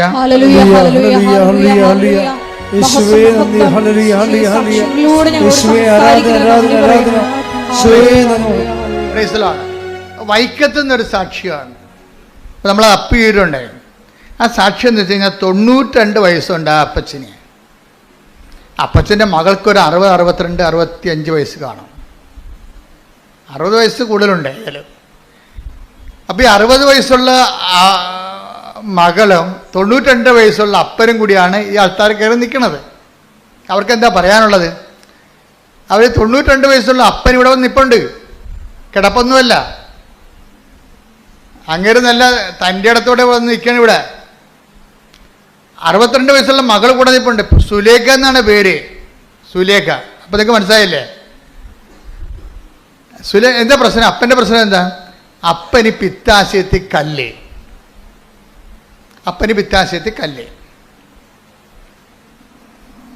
ഭയങ്കരമായ വേദനയാണ് പിത്താശയത്തിൻ്റെ സ്ഥലത്ത്. ആശുപത്രി കൊണ്ടുവന്ന് പറഞ്ഞു ഇതിൽ കൂടിയ അവസ്ഥയാണ്, ഇത് ICUലേക്ക് മാറ്റണമെന്ന് പറഞ്ഞ്. അപ്പോൾ 62 വയസ്സുള്ള മകൾ പറഞ്ഞ് അപ്പൻ നിലവിളിയാണ്, സഹിക്കാൻ പറ്റാതെ. സാർ എന്തെങ്കിലും ചെയ്യ് എന്ന് പറയും. എന്ന് വെച്ച് കഴിഞ്ഞാൽ 92 വയസ്സുള്ള ആൾ നിലവിളിക്കുമ്പോൾ ഒന്ന് ചിന്തിച്ച് നോക്കിയേ. പരമാവധി ഇങ്ങനെയുള്ളവരൊക്കെ പിടിച്ചു നിൽക്കും, സഹിക്കാൻ പറ്റാത്തതുകൊണ്ടാണ് അവർ കരഞ്ഞു പോണത്. എന്നിട്ട് ഈ ICUലേക്ക് മാറ്റും. ICUലോട്ട് മാറ്റി കഴിയുമ്പോൾ പിന്നീട് ഡോക്ടർ പറയും ഇതിന് ഈ ഹോസ്പിറ്റലിൽ ചേഞ്ച് ചെയ്യേണ്ടി വരും, ഓപ്പറേഷൻ വേണമെന്ന് പറയും. അപ്പോൾ ഹോസ്പിറ്റൽ ചേഞ്ച് ചെയ്ത് ഓപ്പറേഷനിലേക്ക് കൊണ്ടുപോകും. ഓപ്പറേഷൻ ചെയ്യാൻ വേണ്ടി നോക്കുമ്പോഴുണ്ട് ഈ പിത്താശയത്തിൽ 92 വയസ്സുള്ള ആളിന് ഓപ്പറേഷൻ നടക്കത്തില്ല. വൈദ്യശാസ്ത്രം അവിടെ വെച്ച് ചെയ്യാവുന്നതിൻ്റെ മാക്സിമം കാര്യം എന്താണ്? ഓപ്പറേഷൻ ചെയ്യുക എന്നുള്ളതാണ്. പക്ഷേ ഓപ്പറേഷൻ ചെയ്യാൻ പറയുമ്പോൾ പറയും ഈ 92 വയസ്സുള്ള ശരീരത്തിട്ട് ഓപ്പറേറ്റ് ചെയ്യാൻ പറ്റത്തില്ല, അപകടമാണെന്ന് പറയും. പിന്നെ വൈദ്യശാസ്ത്രം വാതിലടക്കും. എന്താ കാര്യം? അവിടെ കയ്യിൽ നിലവിലുള്ള സംവിധാനങ്ങൾ അവർക്കുണ്ട്, പക്ഷേ ആളിന് വയസ്സ് ഇത്തിരി കൂടിപ്പോയി. അവിടെയാണ് പ്രശ്നം. മെറിറ്റ്, വൈദ്യശാസ്ത്രത്തിൻ്റെ മെറിറ്റ് പോകണമാണ് അവിടെ വെച്ച്. വൈദ്യശാസ്ത്രത്തിൻ്റെ മെറിറ്റ് അവിടെ വെച്ച് തീരുകയാണ്. പിന്നെ എന്താണ് ഇനി ഉള്ളത്? ഗ്രേസേ ഉള്ളു. വൈദ്യശാസ്ത്രത്തിൻ്റെ മെറിറ്റ് തീരുന്നുവെന്നാണ് എല്ലാവരും പറയണത്. ഇപ്പോൾ നിരീശ്വരവാദികളുണ്ട്, യുക്തിവാദികളുണ്ട്. വൈദ്യശാസ്ത്രം മെറിറ്റ് തീർന്ന പിന്നെ അവർക്ക് ഓപ്ഷൻ ഇല്ല. പക്ഷേ വിശ്വാസിക്ക് ഒരു ഓപ്ഷൻ കിടപ്പുണ്ട്. എന്താണ്? Not by merit but by grace. അതാണ് വിഷയം. വിശ്വാസി യുക്തിവാദിയേക്കാൾ മുന്നോട്ട് പോകും. എന്താ കാര്യം? അവൻ്റെ മുന്നിൽ അവൻ്റെ ദൈവം അവന് ഒരു പോംവഴി പറഞ്ഞിട്ടുണ്ട്. എന്താ പറഞ്ഞിരിക്കണത്? ഈ ഒരു കാര്യം മെറിറ്റ് കൊണ്ട് നടന്നില്ലെങ്കിൽ പിന്നെ എന്താണ്? നീ മനസ്സ് തളരരുത്. എന്താണ്? പിന്നെ എൻ്റെ സമയമാണെന്ന്. എൻ്റെ not by merit but by grace. അപ്പന് 92 വയസ്സ് അപ്പനെയും കൊണ്ട് ഇവിടെ വരുമ്പോൾ നമ്മളെന്താ ചെയ്യണത്? നമ്മുടെ കയ്യിലുള്ളത് സിമ്പിളാണ്. ഒത്തിരി വെടിയും പുകയും ഒന്നും കാണിക്കേണ്ട കാര്യമില്ല. സിമ്പിളാണ്. In the name of Jesus Christ. നമ്മുടെ സഭയുടെ കയ്യിലുള്ളത് എന്താണ്? യേശുവിൻ്റെ നാമമാണ്. യേശുവിൻ്റെ നാമത്തിൻ്റെ പ്രയോഗമാണ് പിന്നെ നടക്കുന്നത്. ആർക്കും ചെയ്യാവുന്നേ ഉള്ളൂ എന്ന് പറയുന്നത് എന്താ കാര്യം? കർത്താവ് വിശ്വസിക്കുന്നവന് ഈ അടയാളം കൊടുത്തിട്ടുണ്ട് ഇല്ലേ? മർക്കോസിൻ്റെ 16-17 വായിക്കുമ്പോൾ എന്താ പറയണത്? വിശ്വസിക്കുന്നതിൻ്റെ കൂടെ അടയാളം ഉണ്ടാവും. രോഗികളുടെ മേൽ കൈവെക്കും, അവർ സൗഖ്യം പ്രാപിക്കും. വിശ്വാസമാണ് അവിടെ. ആരല്ലേ? ക്രിസ്തുവിലുള്ള വിശ്വാസമാണ്. അവൻ്റെ നാമത്തിൽ in the name of the Father and of Son and the Holy Spirit I heal you. ഈ സൈറ്റ് എടുത്തിട്ട് കർത്താവിൻ്റെ നാമത്തിൽ വെഞ്ചരിച്ച് സൈത്തെടുത്ത് പഞ്ഞി തൂക്കിയിട്ട് അപ്പൻ്റെ ഈ പിത്താശയത്തിൽ 5-8 കല്ലിരിക്കുക. എത്ര കല്ലുണ്ടെന്ന് സ്കാനിങ്ങിൽ കുറേ കല്ലുണ്ട്. ഈ കല്ലവിടെ ഇരിക്കണം. കല്ല് ഓപ്പറേറ്റ് ചെയ്യാമെന്ന് ആരും ഡോക്ടർമാർ പറഞ്ഞത് ഈ കീഹോൾ ചെയ്യാമെന്ന് പറഞ്ഞ്. കീഹോൾ പോലും നടക്കണില്ല. അപ്പോഴും ഇതിൻ്റെ റിപ്പോർട്ടിൽ കല്ലിരിപ്പുണ്ട്. അതേസമയം തന്നെ ഡോക്ടറിന് 92 വയസ്സുള്ള കാരണം ഒന്നും ചെയ്യാനും പറ്റണില്ല. കീഹോളും ചെയ്യാൻ പറ്റണില്ല, ട്രീറ്റ്മെൻറ്റും ഇല്ല. കുറേ ആൻറ്റിബയോട്ടിക്സ് കൊടുത്തു ഡോക്ടർ. 4 ആഴ്ച ട്രീറ്റ് ചെയ്ത ഇയാളാ. ആൻറ്റിബയോട്ടിക്സ് കൊടുത്ത് 4 ആഴ്ച ട്രീറ്റ് ചെയ്തു. എന്നിട്ട് കല്ല് അവിടെ തന്നെ ഇരിക്കണ്. ഇനി ഞങ്ങൾക്കൊന്നും ചെയ്യാൻ, ഇനി ഓപ്പറേഷൻ ഉള്ളതെന്ന് പറയുമ്പോൾ അതിന് വേറെ മാറ്റുമ്പോൾ ഈ അവിടെ ചെല്ലുമ്പോൾ ഓപ്പറേഷൻ ടെസ്റ്റൊക്കെ എടുത്ത് നോക്കുമ്പോൾ ഈ 92 വയസ്സുകാരനെ ഓപ്പറേറ്റ് ചെയ്താൽ അത് കാഷ്വാലിറ്റി ഉണ്ടാകും. ആൾ ചിലപ്പോൾ മരിച്ചു പോകും. കാര്യം അതിൻ്റെ ഇൻഫെക്ഷനും പൂർണ്ണമായിട്ട് വിജയം ഉണ്ടാകത്തില്ല. അപ്പം കല്ല് അവിടെ തന്നെ ഇരിക്കുകയും. അപ്പം എന്തു ചെയ്യും? അവരെ വീട്ടിൽ കൊണ്ടുപോവുക. പിന്നെ അവരെ പറയും നല്ല ഭക്ഷണം മരിക്കണവരെ കൊടുക്കുക. അത് കഴിയുമ്പോൾ അറിയിക്കേണ്ടവരെ അറിയിക്കുക. അങ്ങനെയൊക്കെ പറയാൻ പറ്റത്തുള്ളൂ. അത്രേ പറയാൻ പറ്റത്തുള്ളൂ. ആ ഒരു കണ്ടീഷനിലാണ് അറിയിക്കേണ്ടവർ അറിയിക്കാൻ വേണ്ടി ഇവിടെ വരുന്നത്. അറിയിക്കാൻ വേണ്ടി എല്ലാം കേൾക്കാൻ ഒരാളിരിപ്പുണ്ടല്ലോ ഇവിടെ. അതാണ് വിഷയം. വിഷയം മാറി. വിഷയം നോട്ട് ബൈ മെറിറ്റ്. മെറിറ്റ് മാറുകയാണ്. മെറിറ്റ് വാതിലടച്ചിരിക്കുന്നു. ഇനി ഇവിടെ സുഹൃത്ത് പിന്നെ എന്താ പിന്നെ പറയുക ഗ്രേസാണ്. ഗ്രേസിൽ എന്താ ചെയ്യണത്? ഗ്രേസിൽ സിമ്പിളാണ് ചെയ്യണത്. അല്ല ഇതിന് വെടിയും പോകുകയും അഭ്യാസങ്ങളോ ഒന്നും കാണിക്കേണ്ട കാര്യമില്ല. ഇതിന് ഒരു അഭ്യാസം കാണിക്കണം. എന്താണ്? In the name of Jesus എന്ന് പറയാൻ കഴിയണം. അത് വിത്ത് ഫുൾ ഫാക്കൽറ്റി. ഞാൻ നിങ്ങളുടെ ഉടമ്പടിത്തലും തന്നിട്ടില്ലേ? അത് നിങ്ങളും ഇതുപോലെ ക്രിസ്തുവിന് ആവശ്യമുള്ളവർക്ക് കൊടുക്കണം. എന്നിട്ട് പറയേണ്ടത് എന്താണ്? In the name of Jesus. In the name of Jesus എന്ന് പറയുന്നത് എന്താണ്? യേശുവിൻ്റെ നാമത്തെക്കുറിച്ചാണ് പറയണത്. എന്താണ്?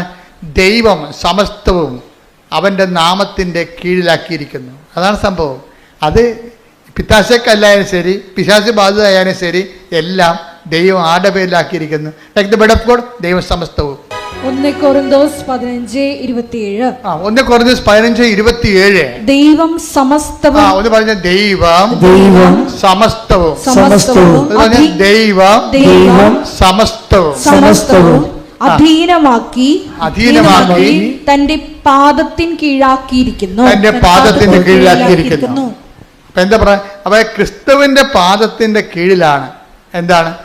മനുഷ്യന്റെ എല്ലാ പ്രശ്നങ്ങളും സമസ്തവും എന്നാണ്. അല്ല, കുറച്ച് കാര്യം ക്രിസ്തുവിനും ഇപ്പം നമ്മുടെ മുഖ്യമന്ത്രിയും സ്റ്റേറ്റ് ഗവൺമെൻറ്റിനും വിമാനം ഉണ്ടാക്കാനൊന്നും പറ്റത്തില്ല, വിമാനം മേടിക്കാനും പറ്റത്തില്ല. അത് മേടിക്കേണ്ടത് ആരാണ്? Central government. നാണയം അടിക്കാൻ പറ്റുമോ? നാണയം അടിക്കാൻ പറ്റില്ല. യുദ്ധോപകരണങ്ങൾ മേടിക്കാൻ പറ്റുമോ? പറ്റത്തില്ല. അത് മോഡി പ്രധാനമന്ത്രി മേടിക്കണം. സമസ്തവും അധികാരം ഇവിടെ ഇല്ല. പക്ഷെ ക്രിസ്തു എന്ന് പറയുമ്പോൾ മനുഷ്യൻ്റെ ആവശ്യങ്ങളുടെ സമസ്തവുമാണ്. അതാ 1 കൊരിന്തോസ് 15:27 എന്ന് പറഞ്ഞ ദൈവം സമസ്തവും അവന്റെ പാദത്തിന്റെ കീഴിലാക്കിയിരിക്കുന്നു. കൈയടിച്ച് ശ്രദ്ധിക്കട്ടെ.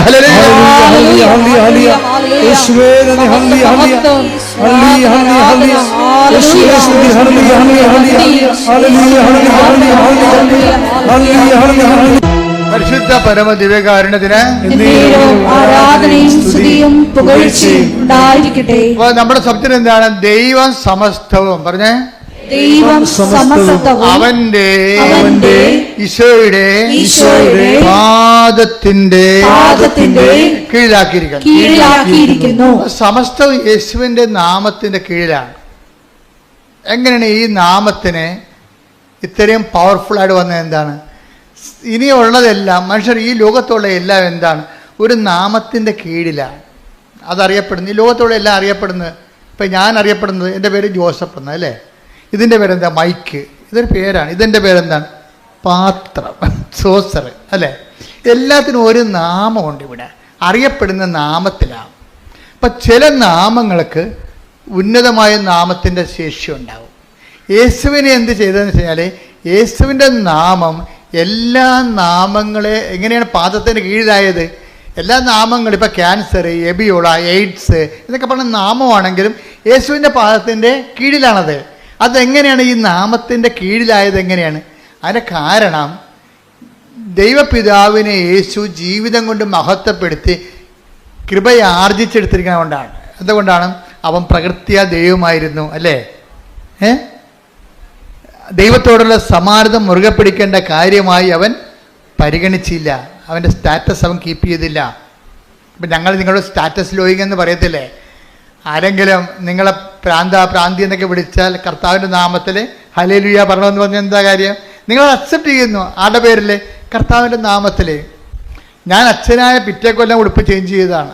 അന്ന് ഞാൻ അനുഭവിച്ച പ്രശ്നങ്ങൾ എന്തെല്ലാമായിരുന്നു. അപ്പം അതെല്ലാം എനിക്കറിയാമായിരുന്നു. കർത്താവ് എങ്ങോട്ടോ കൊണ്ടുപോകുന്നുണ്ടെന്ന് അറിയാമായിരുന്നു. എത്രയോ കൊല്ലം മുമ്പ് 87 അവൻ്റെ ഉടുപ്പ് ചേഞ്ച് ചെയ്തതാണ്.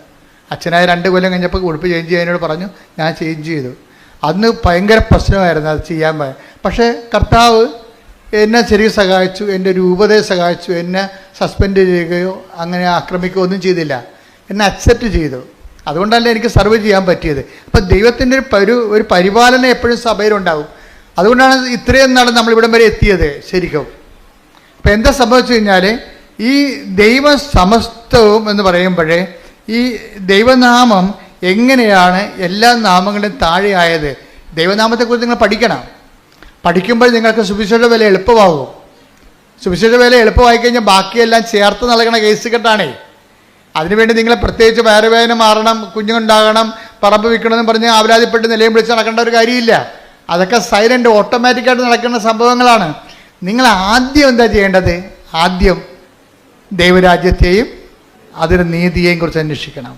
ആദ്യം ദൈവരാജ്യം വിശ്വാസ കൈമാറ്റം എങ്ങനെ നടക്കുമെന്ന് നോക്കണം ആദ്യം.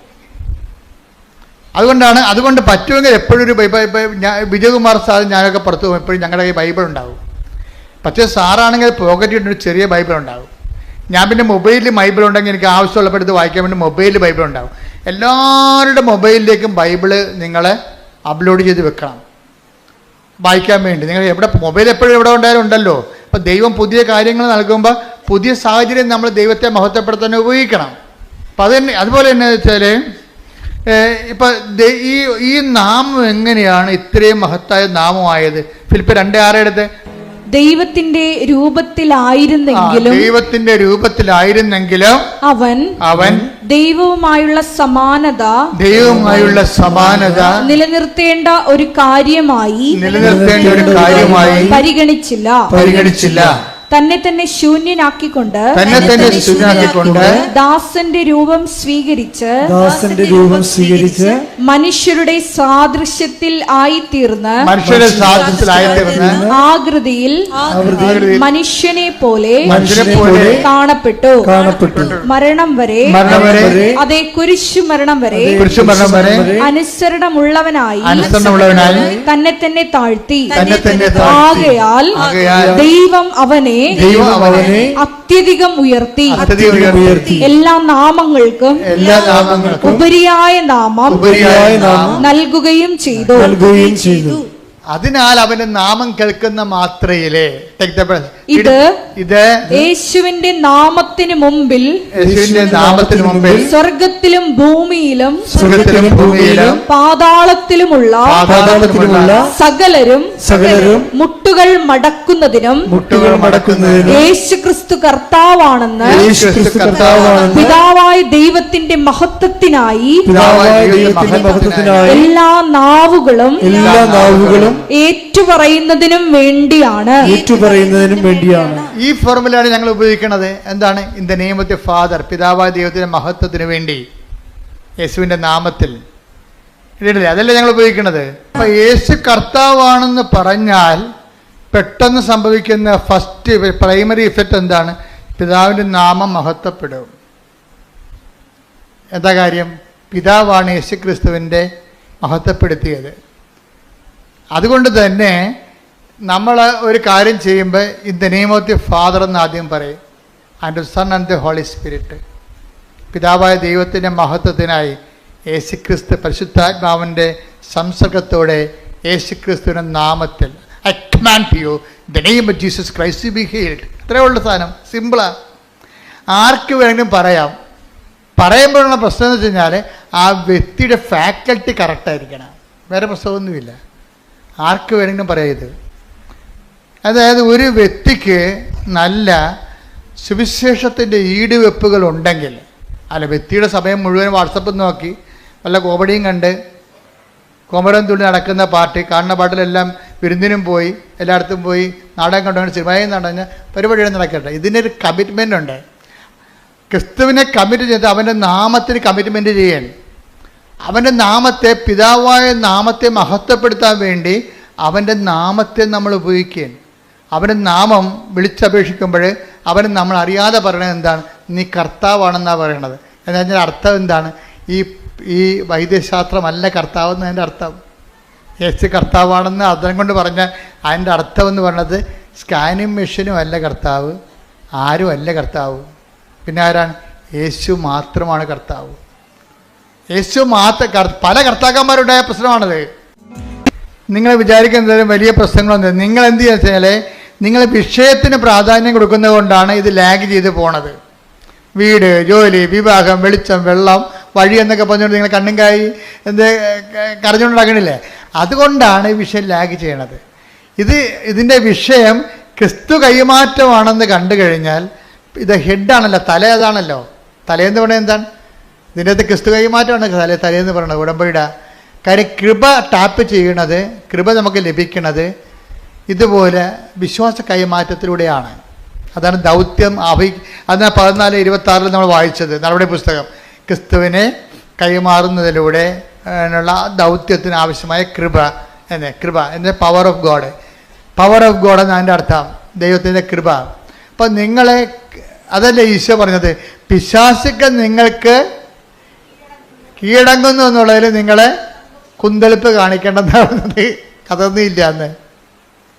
അത് വിശ്വാസ കൈമാറ്റത്തിന് സഹായകമാണെങ്കിൽ മാത്രമേ അതിനകത്ത് ഇത് കാര്യമുള്ളൂ. അതുകൊണ്ട് നിങ്ങളെ സാക്ഷ്യം പറയിപ്പിക്കണത്.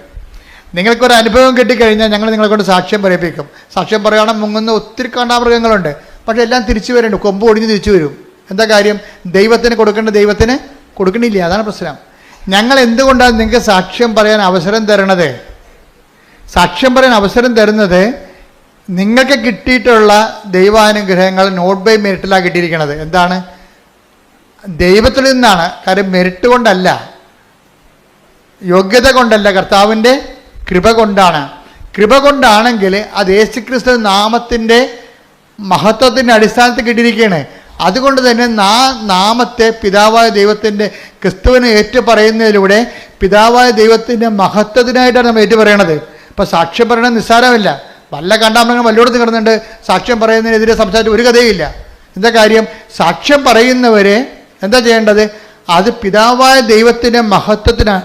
ഫിലിപ്പി 2:10-11 ഇത് യേശുവിന്റെ നാമത്തിനു മുൻപിൽ സ്വർഗത്തിലും ഭൂമിയിലും പാതാളത്തിലുമുള്ള സകലരും മുട്ടുകൾ മടക്കുന്നതിനും യേശുക്രിസ്തു കർത്താവാണെന്ന് പിതാവായ ദൈവത്തിന്റെ മഹത്വത്തിനായി എല്ലാ നാവുകളും ഏറ്റുപറയുന്നതിനും വേണ്ടിയാണ്.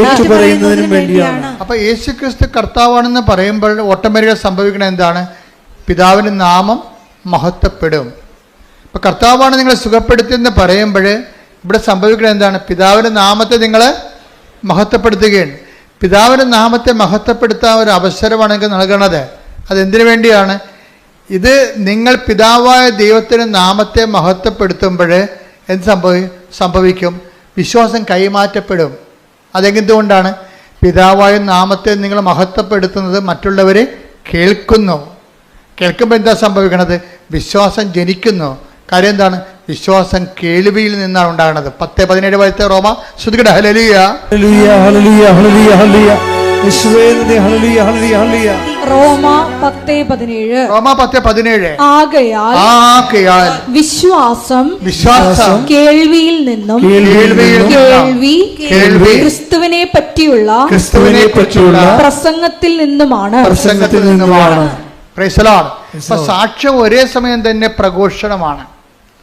അനുഭവാധിഷ്ഠിത പ്രഘോഷണമാണ് സാക്ഷ്യം എന്ന് പറയണത്. ചുമ്മാ തിയറട്ടിക്കലായിട്ടുള്ള എന്തെങ്കിലും കാര്യങ്ങൾ പറയുകയല്ല. അതിന് ഒരു ഫാക്കൽറ്റിയെ വർക്ക് ചെയ്യത്തുള്ളൂ. തിയറട്ടിക്കലായിട്ടുള്ള പ്രസംഗങ്ങൾ പറഞ്ഞ സൈദ്ധാന്തിക പ്രഘോഷണം എന്ന് പറയും. സൈദ്ധാന്തിക പ്രബോധനം അതെന്താ തന്നെ ഒരു ഫാക്കൽറ്റിയെ വർക്ക് ചെയ്യത്തുള്ളൂ. അതെന്തിൻ്റെ? ഇൻ്റലക്ച്വൽ പ്രോഡക്റ്റാണത്. ബുദ്ധിയുടെ ഒരു ഫുഡാണ് സൈദ്ധാന്തിക പ്രബോധനം എന്ന് പറയണത്. അത് വേണ്ടെന്നല്ല, അത് വേണം, തിയറട്ടിക്കൽ ലെവലാണ്. പക്ഷേ അതിൻ്റെ കൂടെ തന്നെ ഉള്ളതാണ് അടുത്ത ഫാക്കൽറ്റി ഉണ്ട് നമുക്ക്. എന്താണ്? ഹൃദയം, വില്ലെന്ന് പറഞ്ഞാൽ എന്താണ്?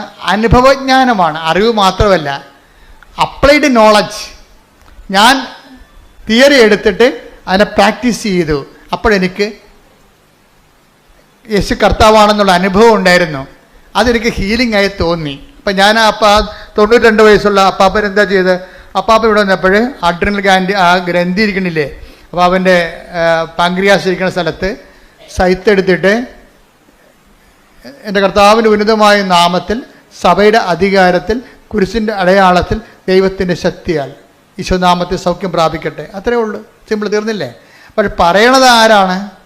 പറയണത് 4 വയസ്സ് മുതൽ ദൈവമായിട്ട് ബന്ധമുള്ള ഒരാളാണ്. അതാ വിഷയം. ബന്ധമിടക്ക് പോയിട്ടില്ല. മനസ്സിലായ? കർത്താവ് ഇപ്പം നമ്മുടെ വീട്ടിൽ ചോറ് തന്നില്ലെന്ന് പറഞ്ഞുകൊണ്ട് അടുത്ത വീട്ടിൽ പോയി നക്കാൻ പോയിട്ടില്ല. അതാ വിഷയം. അത് പ്രശ്നമാണ്. നിങ്ങൾക്കൊരു കാര്യം നടന്നില്ലെന്ന് പറയുമ്പോൾ നീ കളം മാറ്റി ചവിട്ടും. ആ ഉടമ്പടി ശരിയായില്ല, എന്നാൽ പിന്നെ അന്തോണീസിൻ്റെ അടുത്ത് പോയി നൊവേന കൂടിയേക്കാന്ന് പറയും. അവിടെ വെച്ച് നിൻ്റെ കാര്യം തീരുമാനമാവും. അവിടെ വിഷയം എന്താണ്? എന്താ കാര്യം? നീ അവൻ പറയണ പോലെ ചെയ്യണേ. അവൻ പറയണ പോലെ ചെയ്യല്ലേ, ചെയ്യാൻ നിനക്ക് പറ്റത്തില്ല.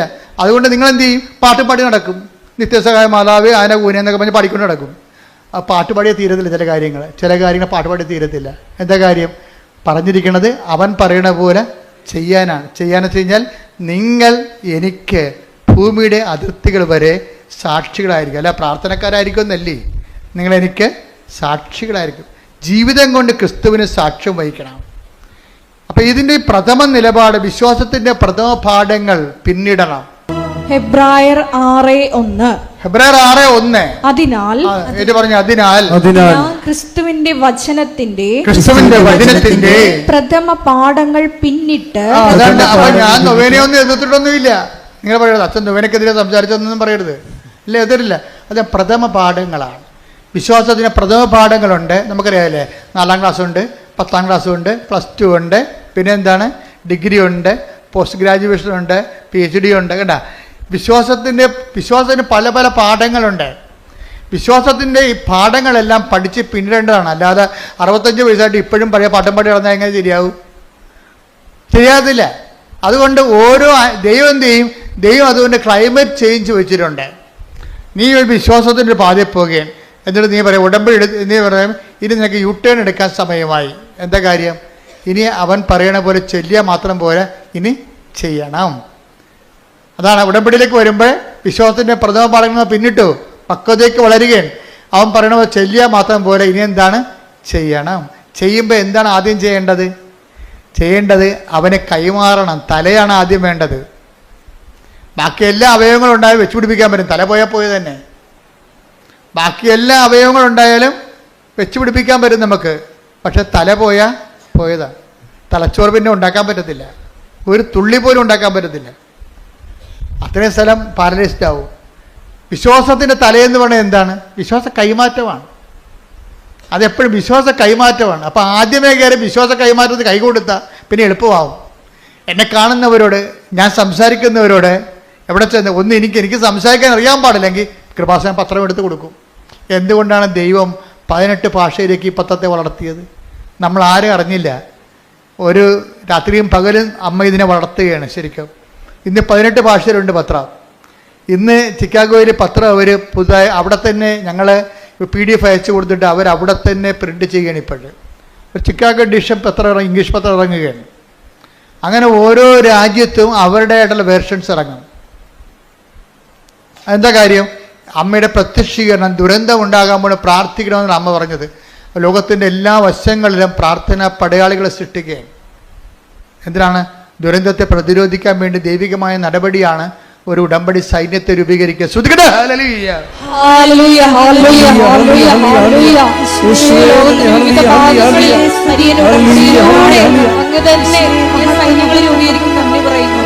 പരിശുദ്ധ പരമ ദിവ്യകാരുണ്യത്തിന്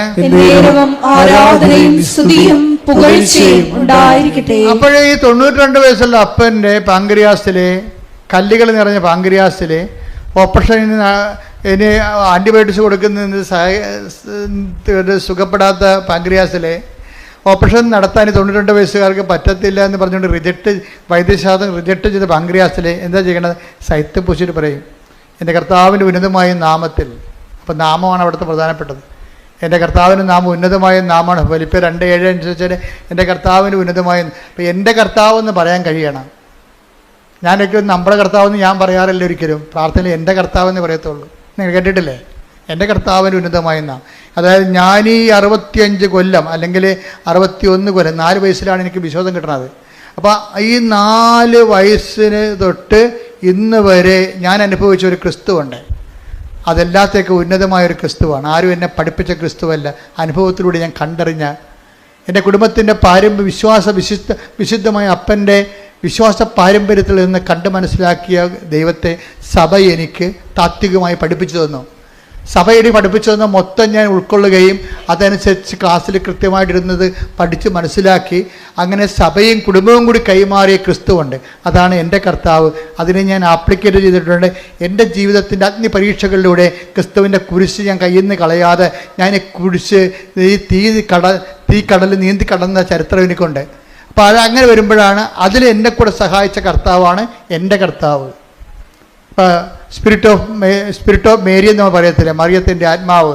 മറിയത്തിൽ ഇറങ്ങി വസിച്ച് രക്ഷണകൃത്യം പൂർത്തിയാക്കിയ മറിയത്തിൻ്റെ ദൗത്യം പൂർത്തിയാക്കിയതാണ് മറിയത്തിൻ്റെ ആത്മാവ്. ക്രിസ്തുവിൻ്റെ ആത്മാവുണ്ട്, കർത്താവിൻ്റെ ആത്മാവുണ്ട്. എവിടെയെല്ലാം വ്യത്യസ്തമായ രീതികളിൽ ദൈവത്തിൻ്റെ ആത്മാവ് ദൗത്യം പൂർത്തിയാക്കുമ്പോൾ അത് അവരുടെ പേരിൽ അറിയപ്പെടും. അതുപോലെ എൻ്റെ കർത്താവെന്ന് പറയുമ്പോൾ എൻ്റെ ജീവിതാനുഭവത്തിലൂടെ കർത്താവിന് സുവിശേഷമാകാനും സുവിശേഷമേകാനും വേണ്ടി കടന്നുപോയ അഗ്നിപരീക്ഷയുടെ കാലഘട്ടങ്ങളിൽ വിശ്വാസത്തെ മുറുകെ പിടിച്ചുകൊണ്ട് തന്നെ മുന്നേറിയ സാക്ഷ്യം വഹിച്ചുള്ള കാര്യം ആണ്. അത് പ്രഖ്യാപിക്കും എൻ്റെ കർത്താവിൻ്റെ ഉന്നതമായ നാമത്തിൽ. പിന്നെ എന്താണ്? സഭയാണ് എനിക്ക് പൗരോഹിത്യം നൽകുക. സഭയെ ഞാൻ അനുസ്മരിക്കും. എന്താ കാര്യം? സഭയില്ല പിന്നെ ഞാനില്ല. കാര്യം എന്താണ്? സഭയാണ് എനിക്ക് പട്ടം നൽകിയത്, കർത്താവിൻ്റെ അഭിഷേകം നൽകിയ കാര്യം. അപ്പോസ്തലികമായ അഭിഷേകം സഭയ്ക്ക് മാത്രമേ ഉള്ളൂ. അതുകൊണ്ടാണ് ഞാൻ എന്തെല്ലാം പ്രശ്നങ്ങൾ സഭയിലുണ്ടായിട്ട് ഞാൻ സഭയെ വിമർശിക്കാത്തതിൻ്റെ കാരണം എന്താ? സഭയെ ഞാൻ കഴിഞ്ഞ ദിവസങ്ങളിൽ അമേരിക്കയിൽ നിന്ന് അച്ഛൻ വന്നിട്ട് എന്നോട് മൺസിഞ്ഞർ വന്നിട്ട് എന്നോട് കുറേ നേരം സംസാരിച്ചു. ഞാൻ പറഞ്ഞു, ഞാൻ സഭയ്ക്കെതിരെ ഒരിക്കലും സംസാരിക്കത്തില്ല. എന്താ കാര്യം? സഭയെ കർത്താവിൻ്റെ രക്തത്താൽ വീണ്ടെടുക്കുന്നതാണ് സഭ. നമ്മൾ സഭയെ സംസാരിച്ചെതിരെ ഒരു പോറൽ വന്നാൽ പിന്നെ അത് നികർത്താൻ നമുക്ക് പറ്റത്തില്ല. ഗർഭിണികളുടെ ശരീരത്തിൽ കുഞ്ഞുങ്ങളെ, മൂത്ത കുഞ്ഞുങ്ങളൊക്കെ വന്നിട്ട് അമ്മയുടെ വയറിലൊക്കെ, അമ്മേ ഈ വയറെന്ന് കുഞ്ഞുവാവ് എപ്പോൾ വരും എന്നൊക്കെ ചോദിച്ചിട്ട് പിള്ളേർ മാന്തത്തില്ലേ. അപ്പോൾ പിള്ളേരെ മാറ്റി നിർത്തും. എന്താ കാര്യം? പിള്ളേരുടെ കായ് നഖം വയറൊക്കെ കൊണ്ടുകഴിഞ്ഞാൽ പാട് കിടക്കൂടാ. അതുപോലെ സഭയെ നമ്മൾ വിമർശിച്ചാൽ നമുക്കുമായിട്ട് പിന്നെ അത് ആ പാടായിട്ട് അവിടെ കിടക്കും. അതുകൊണ്ട് സഹിച്ച്, സഭയിൽ എന്തെല്ലാം പ്രശ്നങ്ങളുണ്ടെങ്കിലും സഹിച്ച് പ്രാർത്ഥിക്കാനേ പറ്റത്തുള്ളൂ. കാര്യം എന്താണ്? സഭയ്ക്ക് ആവശ്യമായത് വിശ്വാസികളുടെ സഹന പ്രാർത്ഥനകളുണ്ട്. നമ്മൾ ഈ കാലത്തെ അതിജീവിക്കും. നമ്മൾ ഈ കാലത്തെ അതിജീവിക്കുമ്പോൾ എൻ്റെ മനസ്സിലുള്ളത് സത്യവും നീതിയും പെരുമാറണം. അതിൻ്റെ അകത്ത് ഒരു ഭാഗമായിട്ട് ആരും ഞാൻ തിരിക്കത്തില്ല. ഞാൻ തിരിക്കണേ എന്തുകൊണ്ടെന്ന് കഴിഞ്ഞാൽ എല്ലാവർക്കും നീതി കിട്ടണം, എല്ലാവരും കർത്താവിൻ്റെ കൃപയിലും ദൈവസ്നേഹത്തിലും നിലനിൽക്കണം. അതിനുവേണ്ടി നമ്മൾ സഹിച്ച് പ്രാർത്ഥിക്കും. ശ്രദ്ധിക്കട്ടെ. ഹല്ലേലൂയ, ഹല്ലേലൂയ, ഹല്ലേലൂയ, ഹല്ലേലൂയ, ഹല്ലേലൂയ. മഹത്വം, മഹത്വം. അതെ, എൻ്റെ കർത്താവിൻ്റെ ഉന്നതമായ നാമത്തിൽ. പിന്നെന്താ പറയണത്? സഭയുടെ അധികാരത്തിൽ. പിന്നെന്താണ്? കുരിശിൻ്റെ അടയാളത്തിൽ. ദൈവത്തിൻ്റെ ശക്തി, കൃപ എന്ന് പറഞ്ഞാൽ ദൈവത്തിൻ്റെ ശക്തിയല്ലേ? ദൈവത്തിൻ്റെ ശക്തിയാൽ. അപ്പം എൻ്റെ കർത്താവിൻ്റെ ഉന്നതമായ നാമത്തിൽ, സഭയുടെ അധികാരത്തിൽ, കുരിശിൻ്റെ അടയാളത്തിൽ. കുരിശിൻ്റെ അടയാളം എന്ന് പറയുന്നത് എന്താണ്? പാപത്തിന് പരിഹാരം ചെയ്ത് മനുഷ്യനെ വീണ്ടെടുത്തതിൻ്റെ വിജയചിഹ്നമാണ് കുരിശ്. കുരിശിൻ്റെ അടയാളത്തിൽ ദൈവത്തിൻ്റെ ശക്തി, കൃപയാൽ യേശുക്രിസ്തു ഉന്നതമായ നാമത്തിൽ നീ സൗഖ്യം പ്രാപിക്കട്ടെ. അപ്പം ആ സൗഖ്യം ഈ 92 വയസ്സുകാരൻ അനുഭവിച്ചിട്ട് അദ്ദേഹം ഇവിടുന്ന് സന്തോഷമായിട്ട് നടന്നു പോകുമ്പോൾ ആരാണ് സാക്ഷ്യം പറയുന്നത്? അദ്ദേഹമല്ലേ? അദ്ദേഹത്തിൻ്റെ ശരീരത്തിലല്ലേ പാങ്ക്രിയാസിൻ്റെ കല്ലുകൾ മാറിയെന്ന് അദ്ദേഹത്തിനാണ്. ഇങ്ങോട്ട് വന്ന ആളല്ല തിരിച്ചു പോണത്. അപ്പോൾ ആരാണ് ആദ്യം സാക്ഷ്യം പറയേണ്ടത്? വൈദ്യശാസ്ത്രമാണ്? അപ്പാപ്പനാണ്. പിന്നീട് പോയി സ്കാൻ ചെയ്ത് നോക്കിയപ്പോൾ ഒറ്റ കല്ലും കാണാനില്ല. അപ്പൊ ആ പ്രഥമ സാക്ഷി ആരാണ്? ആ രോഗി അനുഭവിച്ച രോഗിയാണ്. രണ്ടാമത്തെ സാക്ഷിയാണ് ആര്? വൈദ്യശാസ്ത്രം. ഇപ്പൊ വൈദ്യശാസ്ത്രമാണ് എല്ലാം എന്ന് പറഞ്ഞു കഴിഞ്ഞാൽ രോഗി അപ്രസക്തനാണെന്നും വിവരമില്ലാത്തവനാണെന്നും ചുമ്മാ വിവരമില്ലാത്തവർ കൊട്ടിക്കൊഴിക്കേണ്ടതാണത്. എന്താ പ്രശ്നം എന്ന് വെച്ച് കഴിഞ്ഞാൽ ആ രോഗിയുടെ വിശ്വാസം സ്വീകരിക്കാനുള്ള കഴിവ് നമ്മൾ തള്ളിക്കളഞ്ഞിട്ട് കാര്യമില്ല. അത് കൊണ്ടുപോയി കുറച്ച് മെഷീൻസിന് കൊടുത്തിട്ട് കാര്യമില്ല. വിശ്വാസം ഏറ്റുപറഞ്ഞിട്ട് ആ രോഗി വിശ്വാസം ഏറ്റുപറഞ്ഞത് കൊണ്ടല്ലേ അദ്ദേഹത്തിന് സൗഖ്യം കിട്ടിയത്. അവൻ്റെ വിശ്വാസത്തെയാണ് നമ്മൾ സാക്ഷീകരിക്കേണ്ടത്, അല്ല വൈദ്യശാസ്ത്രത്തിൻ്റെ കയ്യിരിക്കണ മെഷീൻസിനല്ല. നീ പറഞ്ഞത് കേട്ടിട്ട് 10 പേര് ക്രിസ്തുവിനെ അറിഞ്ഞെന്ന് പറഞ്ഞാൽ തീർച്ചയായിട്ടും അത് ഏറ്റവും വലിയ കാര്യമാണ്. അതൊന്നും നടക്കാതെ ചുമ്മാ വായി തോന്നനെല്ലാം വിളിച്ചു പറഞ്ഞുകൊണ്ട് ദൈവിക നടപടികൾ വിമർശിക്കാൻ പോയാൽ അവർ വിശ്വാസികളല്ല, വിശ്വാസികളെക്കാൾ തരം താഴ്ന്നവരാണ്. ഓർക്കുക, നിങ്ങളുടെ ഉടമ്പടിയുടെ തലയെന്ന് പറയുന്നത് എന്താണ്? അത് വിശ്വാസ കൈമാറ്റമാണ്. ഇതിൻ്റെ ഹൃദയം എന്ന് പറഞ്ഞാൽ എന്താ? തല എന്താണ്? വിശ്വാസ കൈമാറ്റം. അല്ല നിങ്ങൾ പ്രത്യക്ഷീകരണ പ്രാർത്ഥന ചൊല്ലിയിട്ട് ഇങ്ങനെ ഞാൻ 350 പ്രാവശ്യം പ്രത്യക്ഷീകരണ പ്രാർത്ഥന ചൊല്ലി ഞാനെടുത്ത് മരിച്ചു തെങ്ങാമുട്ടത്തൊരു എറിയും, അല്ല എന്ത് ചെയ്യാനാണ് ഈ സാധനത്തിന്? ഇതിനൊന്നും അറിയത്തില്ല. ഞാൻ 350 പ്രാവശ്യം പ്രത്യക്ഷീകരണ പ്രാർത്ഥന ചൊല്ലിയെന്നാണ്. നീ 1 പ്രാവശ്യം ചെല്ലിയാൽ മതി, അതേ പറഞ്ഞിട്ടുള്ളൂ. പിന്നെ എന്താണ് പറയെന്താ? രണ്ടാമത്തത് അവൻ പറയണ പോലെ ചെയ്യണം. എന്ത് ചെയ്യണം? ആദ്യം വിശ്വാസ കൈമാറ്റം നടത്തണം. അതിന് നിനക്ക് സംസാരിക്കാൻ അറിയാൻ പാടില്ലെങ്കിൽ 18 ഭാഷ പത്രമുണ്ട്, അതുകൊണ്ട് കൊടുത്തിട്ട് കാര്യം പറയണം നിങ്ങൾ. പിന്നെന്താ ചെയ്യേണ്ടത്? പിന്നെ ചെയ്യേണ്ടത് രണ്ടാമത്തെ കാര്യം എന്താണ്? അവൻ പറയണ പോലെ ചെയ്യണം. അത് ഹൃദയം എന്താണ്? നിൻ്റെ കാരുണ്യപ്രവൃത്തികളാണ്. കാരുണ്യപ്രവൃത്തികളാണ് നിൻ്റെ ഹൃദയം. ഉടമ്പടിയുടെ തലയെന്ന് പറയണത് വിശ്വാസ കൈമാറ്റവും ഉടമ്പടിയുടെ ഹൃദയം എന്ന് പറയണത് കാരുണ്യപ്രവൃത്തികളുമാണ്. ആ കാരുണ്യപ്രവൃത്തികളെന്ന് പറയുമ്പോൾ ജാതിയും മതവും നോക്കാതെ ആവശ്യക്കാരനെ കണ്ടെത്തി, കാരണം നിങ്ങളുടെ ബന്ധുക്കൾക്കും സ്വന്തപ്പെട്ടവരും കൊടുക്കണമല്ല. ഉടമ്പടി ഹൃദയം എന്ന് പറയണത് നീ അനുഭവിക്കുന്ന ദൈവസ്നേഹത്തെ മറ്റു മക്കൾക്ക്, ആവശ്യക്കാർക്ക് ജാതിയും മതവും നോക്കാതെ കൈമാറണം. രോഗികൾക്കായാലും ആവശ്യത്തിൽ ഇരിക്കുന്നവർക്കായാലും ആരായാലും. അത് എന്തെങ്കിലും തരത്തിലുള്ള ചെറിയ തരികിട പരിപാടിയല്ല, നിനക്ക് ചെയ്യാൻ പറ്റും. നിൻ്റെ കപ്പാസിറ്റി അനുസരിച്ചാണ് അവരെ സഹായിക്കേണ്ടത്. നിൻ്റെ കപ്പാസിറ്റി അനുസരിച്ച് അത് ചെയ്യണം. എന്താ? ദൈവസ്നേഹത്തോടെ ചെയ്യണം. അതാണ് എൻ്റെ ഹൃദയം എന്ന് പറയണത്. അപ്പം അങ്ങനെയാണെങ്കിൽ പിന്നെ എന്താ സംഭവം? പെട്ടെന്നാണ് ഉടമ്പടി പുതുക്കപ്പെടുന്നത്. ഉടമ്പടി കൃപാസനത്തിൽ വന്ന് പുതുക്കുന്നതിനേക്കാൾ ഉപരി നിൻ്റെ ജീവിതം ഉടമ്പടി പ്രകാരമാണെങ്കിൽ നിൻ്റെ ജീവിതം തന്നെ പുതുക്കിക്കൊണ്ടേയിരിക്കും. ദൈവം പുതുക്കിക്കൊണ്ടേയിരിക്കും. അപ്പോഴതുകൊണ്ട് ഇതിൽ പ്രാർത്ഥനയുണ്ട്, പ്രയോഗമുണ്ട്, അതേസമയം തന്നെ പ്രഖ്യാപനങ്ങളുണ്ട്. ഇതെല്ലാം ദൈവത്തിൻ്റെ സ്നേഹത്തോടെ ചെയ്ത് ഉടമ്പടി സിൽവർ ഗ്രേയിലേക്ക് വരുമ്പോൾ നീ നല്ല 90% ഇവാഞ്ചലിസ്റ്റ് ആയിരിക്കണം. ആരാണ്? വിശ്വാസം കൈമാറും ദൈവസ്നേഹത്തോടെ വക്താവായിരിക്കണം. ഇവാഞ്ചലിസ്റ്റ് എന്ന് പറയുമ്പോൾ നീ ഒരിക്കൽ ചിലപ്പോൾ ആ പേര് കൊണ്ട് തെറ്റിദ്ധരിക്കും. ഞാൻ ഉദ്ദേശിക്കുന്നത് ദൈവസ്നേഹത്തിൻ്റെ വക്താവെന്നാണ് ഞാൻ ഉദ്ദേശിക്കണത്. നീ ഉടമ്പടി സിൽവർ ഗ്രേയിൽ വരുമ്പോൾ നിൻ്റെ വിഷയത്തെക്കാൾ ഉപരി ദൈവമായിരിക്കണം നിൻ്റെ 90% വിഷയം. ഞാൻ പറയും അങ്ങനെയുള്ളവർ നോക്കിയിട്ടാണ് ഇത് ഉടമ്പടി പുതുക്കി കൊടുക്കുക. ഇപ്പോൾ ഈ ഇന്ദ്രനീലം എന്നും പറഞ്ഞിട്ട് ഒരു കളർ വരുന്നുണ്ട് ഉടമ്പടിയിൽ. ഇന്ദ്രനീലം എന്ന് വെച്ചാൽ എന്താണത്? അതായത് നമ്മളുടെ നല്ല കടുന്നീലമില്ലേ, ഈ പുസ്തകമൊക്കെ ഈ നമ്മുടെ പുറപ്പാടിൻ്റെ പുസ്തകത്തിലൊക്കെ വാഗ്ദാന പേടകം മൂടണത് ഇന്ദ്രനീലം കൊണ്ടാണ്, കടുന്നീലം കൊണ്ടാണ്. അപ്പോൾ കടുന്നീലം ഒരു കളറിനെ കുറിച്ച് ഞാൻ ആലോചിക്കുന്നുണ്ട്. സിൽവർ ഗ്രേയിലുള്ള ആൾക്കാർ അവരൊക്കെ പുതുക്കി കൊടുക്കും. അവർ കടുന്നീല കളറിലേക്ക് വരും. എന്ന് വെച്ചാൽ ഇന്ദ്രനീലം വാഗ്ദാന പേടകം മൂടുന്ന കളറിലേക്ക് വരും.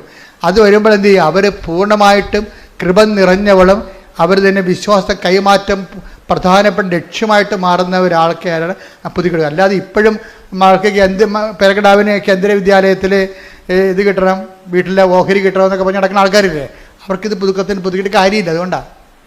അപ്പോൾ ദൈവത്തിന് വേണ്ടി ജീവിക്കുന്നവർക്ക് ഉടമ്പടി പുതുക്കി കൊടുക്കൊണ്ടിരിക്കും. ഏതാണ്? ഈ സിൽവർ ഗ്രേയും പിന്നെയും പുതുക്കി കൊടുക്കും. അതുകൊണ്ട് നിങ്ങൾ നല്ല അച്ഛൻ പറയുന്നത് മുഴുവനും ശരിയാണ്. ഞാനൊന്നും ചിന്തിക്കാതെയും ആലോചിക്കാതെയും കാര്യങ്ങൾ മനസ്സിലാക്കാതെയും പറയത്തില്ല. എല്ലാ വിഷയത്തിൻ്റെ മേലും നിങ്ങൾക്ക് വലിയ ദൈവാനുഗ്രഹം ഉണ്ടാകട്ടെ. കർത്താവിൻ്റെ കൃപയിൽ നിങ്ങൾ വളർന്ന് ആദ്യം ദൈവരാജ്യം അതിൻ്റെ നീതിയും നിറവേറ്റാനുള്ള അത്യാവശ്യാഭിഷേകം നിങ്ങൾക്ക് ലഭിച്ചു കഴിഞ്ഞാൽ ബാക്കിയുള്ളതെല്ലാം ദൈവം ചേർത്ത് നൽകണത് ഈ 6 കാര്യമായിരിക്കത്തില്ല. ഒരു ഒറ്റ ശ്വാസത്തിൽ ഒരു പെങ്കൊച്ച് കഴിഞ്ഞ ദിവസങ്ങളിൽ 14 സാക്ഷ്യം പറഞ്ഞു. അപ്പോൾ 6 കാര്യങ്ങളാണ് നടക്കുന്നത്. 6 എത്ര വേണമെങ്കിലും ദൈവം ചെയ്യും. ആദ്യം ദൈവിക കാര്യങ്ങളെ ക്രമീകരിക്കുക. എഴുന്നേൽക്കുക. പരിശുദ്ധ പരമ ദിവ്യകാരുണ്യത്തിന് ആരാധനയും സ്തുതിയും പുകഴ്ചയും ഉണ്ടായിരിക്കട്ടെ. പരിശുദ്ധ പരമ ദിവ്യകാരുണ്യത്തിന് ആരാധനയും സ്തുതിയും പുകഴ്ചയും ഉണ്ടായിരിക്കട്ടെ. നമുക്ക് 5 മിനിറ്റ് പ്രാർത്ഥന, അച്ഛനും സിസ്റ്ററും 5 മിനിറ്റ് പ്രാർത്ഥിക്കും. അതിനുശേഷം രോഗസൗഖ്യ പ്രാർത്ഥന. കർത്താവിൻ്റെ ഉന്നതമായ നാമത്തിൽ നമ്മെ ഓരോരുത്തരെയും പരിശുദ്ധ കൃപാസന മാതാവിൻ്റെ സംരക്ഷണയിൽ ഈ ദിവ്യകാരുണ്യനാഥനെ സമർപ്പിച്ച് പ്രാർത്ഥിക്കാം. ഇന്നത്തെ ഓരോ നിമിഷവും ഉടമ്പടിയുടെ ആത്മാവിനെ കുറിച്ച് അച്ഛൻ നമ്മളോട് സംസാരിച്ചു. ഈശോയെ, അവിടുത്തെ കൈമാറുവാൻ വേണ്ടി ഓരോ നിമിഷവും ഞങ്ങളെ സഹായിക്കണമേ. അവിടുന്ന് ഞങ്ങൾക്ക് നൽകിയിരിക്കുന്ന ഈ ജീവിതം അവിടുത്തെ നാമത്തെ മഹത്വപ്പെടുത്തുവാൻ വേണ്ടി ഞങ്ങളെ സഹായിക്കണമേ. അവിടുത്തെ സ്നേഹം പങ്കുവെക്കുന്നതിന് വേണ്ടി ഞങ്ങളെ സഹായിക്കണമേ. അവിടുന്ന് ഞങ്ങൾക്ക് നൽകിയിരിക്കുന്ന കുടുംബങ്ങളിൽ അവിടുത്തെ സംരക്ഷണം അനുഭവിക്കുവാൻ ഞങ്ങളെ സഹായിക്കണമേ. സുവിശേഷത്തിന് വെളിച്ചത്തിൽ ജീവിക്കുവാൻ ഞങ്ങളെ സഹായിക്കണമേ. ഉടമ്പടി പ്രാർത്ഥനയും പ്രവൃത്തിയും പ്രഘോഷണവും പ്രയോഗവുമുള്ള ജീവിതമെന്ന് ഓരോ നിമിഷവും ഞങ്ങളെ ഇവിടുന്ന് ഓർമ്മിപ്പിക്കുന്നുണ്ട്. ഈശോനാഥ, എല്ലാ മേഖലകളെയും അവിടുത്തേക്ക് സമർപ്പിച്ച് പ്രാർത്ഥിക്കുന്നു. ഞങ്ങളുടെ നിയോഗങ്ങൾ അവിടുത്തെ സന്നിധിയിലേക്ക് സമർപ്പിക്കുമ്പോൾ അവിടുത്തെ സാക്ഷികളായി ഈ ലോകത്തിൽ ജീവിക്കുവാനുള്ള കൃപയിലേക്ക് ഞങ്ങളെ വളർത്തണമേ. താൽക്കാലിക നന്മകൾക്ക് വേണ്ടി ഞങ്ങൾ പ്രാർത്ഥിക്കുമ്പോൾ നിത്യമായി നിലനിൽക്കുന്ന സമാധാനത്തിലേക്ക് ഞങ്ങളുടെ ജീവിതങ്ങളെ ഉയർത്തുവാൻ അവിടുന്ന് കൃപയാകണമേ. നിഷ്കളങ്കമായി അവിടുത്തെ സ്നേഹിക്കുവാൻ സഹായിക്കണമേ. അങ്ങിൽ ആശ്രയിച്ച ജീവിതത്തിന്റെ ഓരോ അവസ്ഥകളെയും സമർപ്പിക്കുവാൻ ഞങ്ങളെ സഹായിക്കണമേ. അവിടുത്തെ വിശുദ്ധ വസ്തുക്കളാൽ ഞങ്ങൾ പ്രാർത്ഥിക്കുമ്പോൾ അവിടുത്തെ ഉന്നതമായ നാമത്തിന്റെ ശക്തി അതിലൂടെ പ്രകടമാക്കുവാൻ ഞങ്ങളെ സഹായിക്കണമേ. കർത്താവേ, അവിടുത്തെ നാമം മഹത്വപ്പെടട്ടെ. എല്ലാ തിന്മയുടെ ശക്തികളുടെ മേലും അവിടുത്തെ നാമം വിജയിക്കട്ടെ. ഇന്ന് സഭ കടന്നു പോകുന്ന എല്ലാ ക്ലേശ സാഹചര്യങ്ങളിലും അവിടുത്തെ ഉന്നതമായ നാമത്തിന് വിജയവും മഹത്വവും ലോകം മുഴുവനും അങ്ങിലേക്ക് ആകർഷിക്കും വിധം അങ്ങവരെ സഹായിക്കുകയും ചെയ്യണമേ. ഈശോയെ, ഞങ്ങളുടെ ഓരോ കുടുംബത്തെയും ഓരോ വ്യക്തി ജീവിതത്തെയും അവിടുത്തെ സന്നിധിയിലേക്ക് ഞങ്ങൾ സമർപ്പിക്കുന്നു. ഞങ്ങളുടെ വാക്കുകൊണ്ട് ഞങ്ങളുടെ പ്രവൃത്തി കൊണ്ട് അങ്ങയെ കൈമാറുവാനാവും വിധം ഞങ്ങളെ ജീവിക്കുവാൻ ഞങ്ങളെ അവിടുന്ന് സഹായിക്കണമേ. ഞങ്ങളുടെ സംസാരങ്ങളെ വിശുദ്ധീകരിക്കണമേ. ഞങ്ങളുടെ മനോഭാവങ്ങളെ വിശുദ്ധീകരിക്കണമേ. സമ്പത്തിനോടും പ്രശസ്തിയോടും അംഗീകാരത്തോടുമുള്ള ഞങ്ങളുടെ ആഗ്രഹങ്ങളെ വിശുദ്ധീകരിക്കണമേ. ഈശോയെ, അവിടുന്ന് നൽകിയിരിക്കുന്ന ഈ ജീവിതം അങ്ങയ്ക്ക് വേണ്ടി സമർപ്പിക്കുവാൻ ഞങ്ങളെ സഹായിക്കണമേ. ഞങ്ങളായിരിക്കുന്ന അവസ്ഥകളെ അവിടുന്ന് അറിയുന്നുവല്ലോ. ഞങ്ങളുടെ കുടുംബവും അതിന്റെ സാഹചര്യങ്ങളും അവിടുന്ന് കാണുന്നുവല്ലോ. ക്ലേശപൂർണമായ സഹനങ്ങളേറെയുള്ള രോഗത്തിന്റെയും ദാരിദ്ര്യത്തിന്റെയും കടബാധ്യതകളുടെയും തൊഴിലില്ലായ്മയുടെയും പരാജയങ്ങളുടെയും ഒറ്റപ്പെടലിന്റെയും എല്ലാ അവസ്ഥകളെയും അവിടുന്ന് അറിയുന്നുവല്ലോ. ഈശോയെ, ഞങ്ങൾ എത്ര കണ്ട് ക്ലേശത്തിലൂടെ കടന്നു പോകുമ്പോഴും അവിടുത്തെ ഉന്നതമായ നാമത്തെ സ്തോത്രം ചെയ്യുന്നു. അവിടുത്തെ ഉന്നതമായ നാമത്തിൽ ആഗ്രഹിച്ച് ആശ്രയിച്ച് വിശ്വസിക്കുന്നു. ഇന്ന് എന്തായിരുന്നാലും ഗുണകരമായി മാറ്റിത്തരുവാൻ അവിടുത്തെ നാമത്തിന് ശക്തിയുണ്ടെന്ന് ഞങ്ങൾ വിശ്വസിച്ചേറ്റു പറയുന്നു. കർത്താവേ, ഉടമ്പടിയിലായിരിക്കുന്ന ഞങ്ങളെ സുവിശേഷത്തിന്റെ പ്രഘോഷകരായി വളർത്തുവാൻ സഹായിക്കണമേ. കർത്താവേ, ഉടമ്പടിയിൽ ജീവിക്കുന്ന ഞങ്ങളെ ദൈവസ്നേഹം പങ്കുവെക്കുന്നവരായി ഞങ്ങളുടെ കുടുംബങ്ങളിലും സമൂഹത്തിലും അവിടുന്ന് വളർത്തുവാൻ സഹായിക്കണമേ. ഞങ്ങളുടെ സ്വാർത്ഥതകളെ, ഞങ്ങളുടെ ആസക്തികളെ, ഞങ്ങളുടെ കലഹപ്രകൃതങ്ങളെ, ഞങ്ങളുടെ ദേഷ്യപ്രകൃതിയെ, ഞങ്ങളുടെ മന്ദതയെ ഈശോയെ മാറ്റിത്തന്നുകൊണ്ട് അവിടുത്തെ കാരുണ്യത്തിൽ ഞങ്ങളെ ഓരോരുത്തരെയും ചേർത്ത് വയ്ക്കണമേ. ഈശോയെ, അഗതികളോടും അനാഥരോടും രോഗികളോടും വിധവകളോടും ഉള്ളതിലെ പങ്കുവയ്ക്കുവാൻ ഞങ്ങളെ സഹായിക്കണമേ. ഹൃദയപൂർവം സ്നേഹിക്കുവാൻ ഞങ്ങളെ സഹായിക്കണമേ. അങ്ങ് നൽകിയത് മാത്രമേ ഞങ്ങൾക്കുള്ളൂ. ഈശോയെ, ഞങ്ങളുടെ മെറിറ്റ് അല്ല, അങ്ങയുടെ കൃപ മാത്രം, അങ്ങയുടെ കൃപ മാത്രം ഞങ്ങളുടെ ജീവിതമെന്ന് തിരിച്ചറിയുവാൻ ഞങ്ങളെ സഹായിക്കണമേ. മക്കളെ, എല്ലാ നിയോഗങ്ങളെയും ഈശ്വര കരങ്ങളിലേക്ക് കൊടുത്തുകൊണ്ട്, എല്ലാ ജീവിതാവസ്ഥകളെയും തമ്പുരാന്റെ കരങ്ങളിലേക്ക് വിട്ടുകൊടുത്തുകൊണ്ട്, അവിടുത്തെ സുവിശേഷത്തിന്റെ സാക്ഷിയാകുവാൻ, അമ്മ മാതാവിന്റെ പ്രത്യക്ഷീകരണത്തിന്റെ സാക്ഷിയാകുവാൻ ഈ കാലത്തിൽ, ഈ ലോകത്തിൽ നമ്മെ ഓരോരുത്തരെയും നയിക്കണമേ എന്ന് ഈശോയോട് പ്രാർത്ഥിച്ചുകൊണ്ട്, ഇപ്പോൾ ഉടമ്പടി ജീവിതത്തിൽ നമ്മൾ നേരിടുന്ന എല്ലാ വെല്ലുവിളികളെയും, എല്ലാ മാന്ദ്യത്തെയും, എല്ലാ പ്രയാസങ്ങളെയും ഈശോയുടെ ആലോചന ചോദിച്ചുകൊണ്ട് അവ തിരുത്തുവാൻ തീരുമാനിച്ചുകൊണ്ട്, കൂടുതൽ വിശ്വസ്തതയിൽ, കൂടുതൽ ദൈവസ്നേഹത്തിൽ, കൂടുതൽ ആത്മാർത്ഥതയോടുകൂടി ദൈവനാമത്തെ പ്രഘോഷിക്കുന്നതിന് നമ്മളെ സഹായിക്കണമേ എന്ന് അവിടുത്തോട് നമുക്ക് പ്രാർത്ഥിക്കാം. സ്തുതിച്ച് പ്രാർത്ഥിച്ച് നമ്മുടെ ജീവിതങ്ങളെയും ഉടമ്പടി പ്രകാരമുള്ള നിയോഗങ്ങളെയും യേശുവിന്റെ സാക്ഷികളാകുവാൻ, ലോകത്തിന്റെ അതിർത്തിയോളം അടുത്ത് എത്തിക്കുവാൻ, വാക്കുകൊണ്ട് പറയുവാനാവാത്തത് കൃപാസനം പത്രത്തിലൂടെ പങ്കുവെക്കുവാൻ നമ്മളെ ശക്തിപ്പെടുത്തണമെന്ന് പ്രാർത്ഥിച്ചുകൊണ്ട് ഒരുമിച്ച് സ്തുതിക്കട്ടെ. ഹല്ലേലൂയ. യേശുവേ, സ്തുതി കർത്താവേ, ആരാധന സ്തുതി കർത്താവേ, ആരാധന കർത്താവേ. നമുക്കൊന്ന് ചേർന്ന് പ്രാർത്ഥിക്കാം. ക്രിസ്തുവചനത്തിന്റെ പ്രഥമ പാഠങ്ങൾ പിന്നിട്ടുകൊണ്ട് പക്വതയിലേക്ക് വളരുവാനുള്ള വലിയ അഭിഷേകത്തിനായി ആഗ്രഹിച്ച് നമുക്ക് ഹൃദയത്തിൽ പ്രാർത്ഥിക്കാം. യേശുവിൻ്റെ ശിഷ്യന്മാരോട് അവിടുന്ന് അരുളി ചെയ്തതുപോലെ, പിശാചുക്കൾ നിങ്ങൾക്ക് കീഴടങ്ങുന്നു എന്നതിൽ നിങ്ങൾ സന്തോഷിക്കേണ്ട, മറിച്ച് നിങ്ങളുടെ പേരുകൾ സ്വർഗത്തിൽ എഴുതപ്പെട്ടിരിക്കുന്നു എന്നതിനെ ഓർത്ത് നിങ്ങൾ സന്തോഷിക്കുമെന്ന്. ഈശോയെ, മരിയൻ ഉടമ്പടിയിൽ നിവൃത്തിയാകുന്ന ഓരോ നിയോഗങ്ങളെ പ്രതിയുള്ള സന്തോഷമല്ല, മറിച്ച് ക്രിസ്തുവിനെ കൈമാറുന്നതിലുള്ള സന്തോഷമാണ് യഥാർത്ഥത്തിൽ ഒരു വിശ്വാസിക്ക് വേണ്ടതെന്ന് നീ വചനത്തിലൂടെ സംസാരിക്കുകയായിരുന്നു.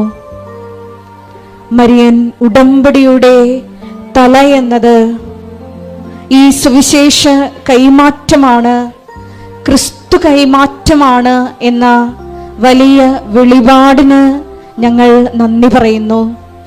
ഈശോയെ, ഇവിടെ നിന്ന് മരിയൻ ഉടമ്പടിയെടുത്ത് ലോകത്തിൻ്റെ വിവിധ ഭൂഖണ്ഡങ്ങളിലോട്ട് പോയിട്ടുള്ള ഓരോ മക്കളെയും കുടുംബങ്ങളെയും ഞങ്ങൾ ഈ അൾത്താരയിൽ പ്രത്യേകമായി സമർപ്പിക്കുന്നു. ഈശോയെ, ഞങ്ങളെ ഓരോരുത്തരെയും കണ്ടുമുട്ടുന്ന ഓരോ വ്യക്തികൾക്കും സുവിശേഷം കൈമാറുവാൻ പ്രത്യേകമായി അഭിഷേകം ചെയ്യണമേ എന്ന് ഞങ്ങൾ ഒരു നിമിഷം പ്രാർത്ഥിക്കുന്നു. മരിയൻ ഉടമ്പടിയുടെ ഹൃദയം എന്നത് കാരുണ്യ പ്രവൃത്തികളാണെന്ന് ഈശോയെ നീ വെളിപ്പെടുത്തിയല്ലോ. ഇനിയും മരിയൻ ഉടമ്പടി എടുത്തു പോയിട്ടും കാരുണ്യ പ്രവൃത്തികൾ ഒന്നും തന്നെ ചെയ്യാതെ ഭവനങ്ങളിൽ ഇരുന്നു കൊണ്ട് പ്രാർത്ഥനകൾ മാത്രം ചൊല്ലിക്കൊണ്ടിരിക്കുന്ന ഓരോ മക്കളെയും പ്രത്യേകമായി ഈ അൾത്താരയിൽ സമർപ്പിക്കുന്നു. ഈശോയെ, അവർക്ക് യോഹന്നാൻ 2:5 തിരുവചനം അനുസരിച്ചുകൊണ്ട് അവൻ പറയുന്നത് പോലെ ഈശോയെ കൊടുക്കുവാൻ കാരുണ്യ പ്രവർത്തികളിലൂടെ നിന്റെ വെളിച്ചം മറ്റുള്ളവർക്ക് പകുത്തു കൊടുക്കുവാൻ ഈശോയെ ഈ ആരാധനയിലൂടെ അവരെ പ്രത്യേകമായി അഭിഷേകം ചെയ്യണമേ എന്ന് പ്രാർത്ഥിക്കുന്നു. ഈശോ സമസ്തവും അവൻ്റെ പാദത്തിൻ കീഴിലാക്കിയിരിക്കുന്ന വ്യക്തിയാണ്. ഈശോയുടെ നാമം കേൾക്കുന്ന മാത്രയിൽ താഴെ പാതാളത്തിലും ഭൂമിയിലും സ്വർഗത്തിലുമുള്ള എല്ലാവരും അവൻ്റെ നാമത്തിൻ്റെ മുമ്പിൽ മുട്ടുമടക്കും എന്ന് തിരുവചനത്തിലൂടെ നമ്മൾ ശ്രവിക്കുകയായിരുന്നു. ഈശോയെ, ഞങ്ങളെ നൊമ്പരപ്പെടുത്തുന്ന എല്ലാ വിഷയങ്ങളെയും അൾത്താരയിൽ ഞങ്ങൾ സമർപ്പിച്ച് പ്രാർത്ഥിക്കുന്നു.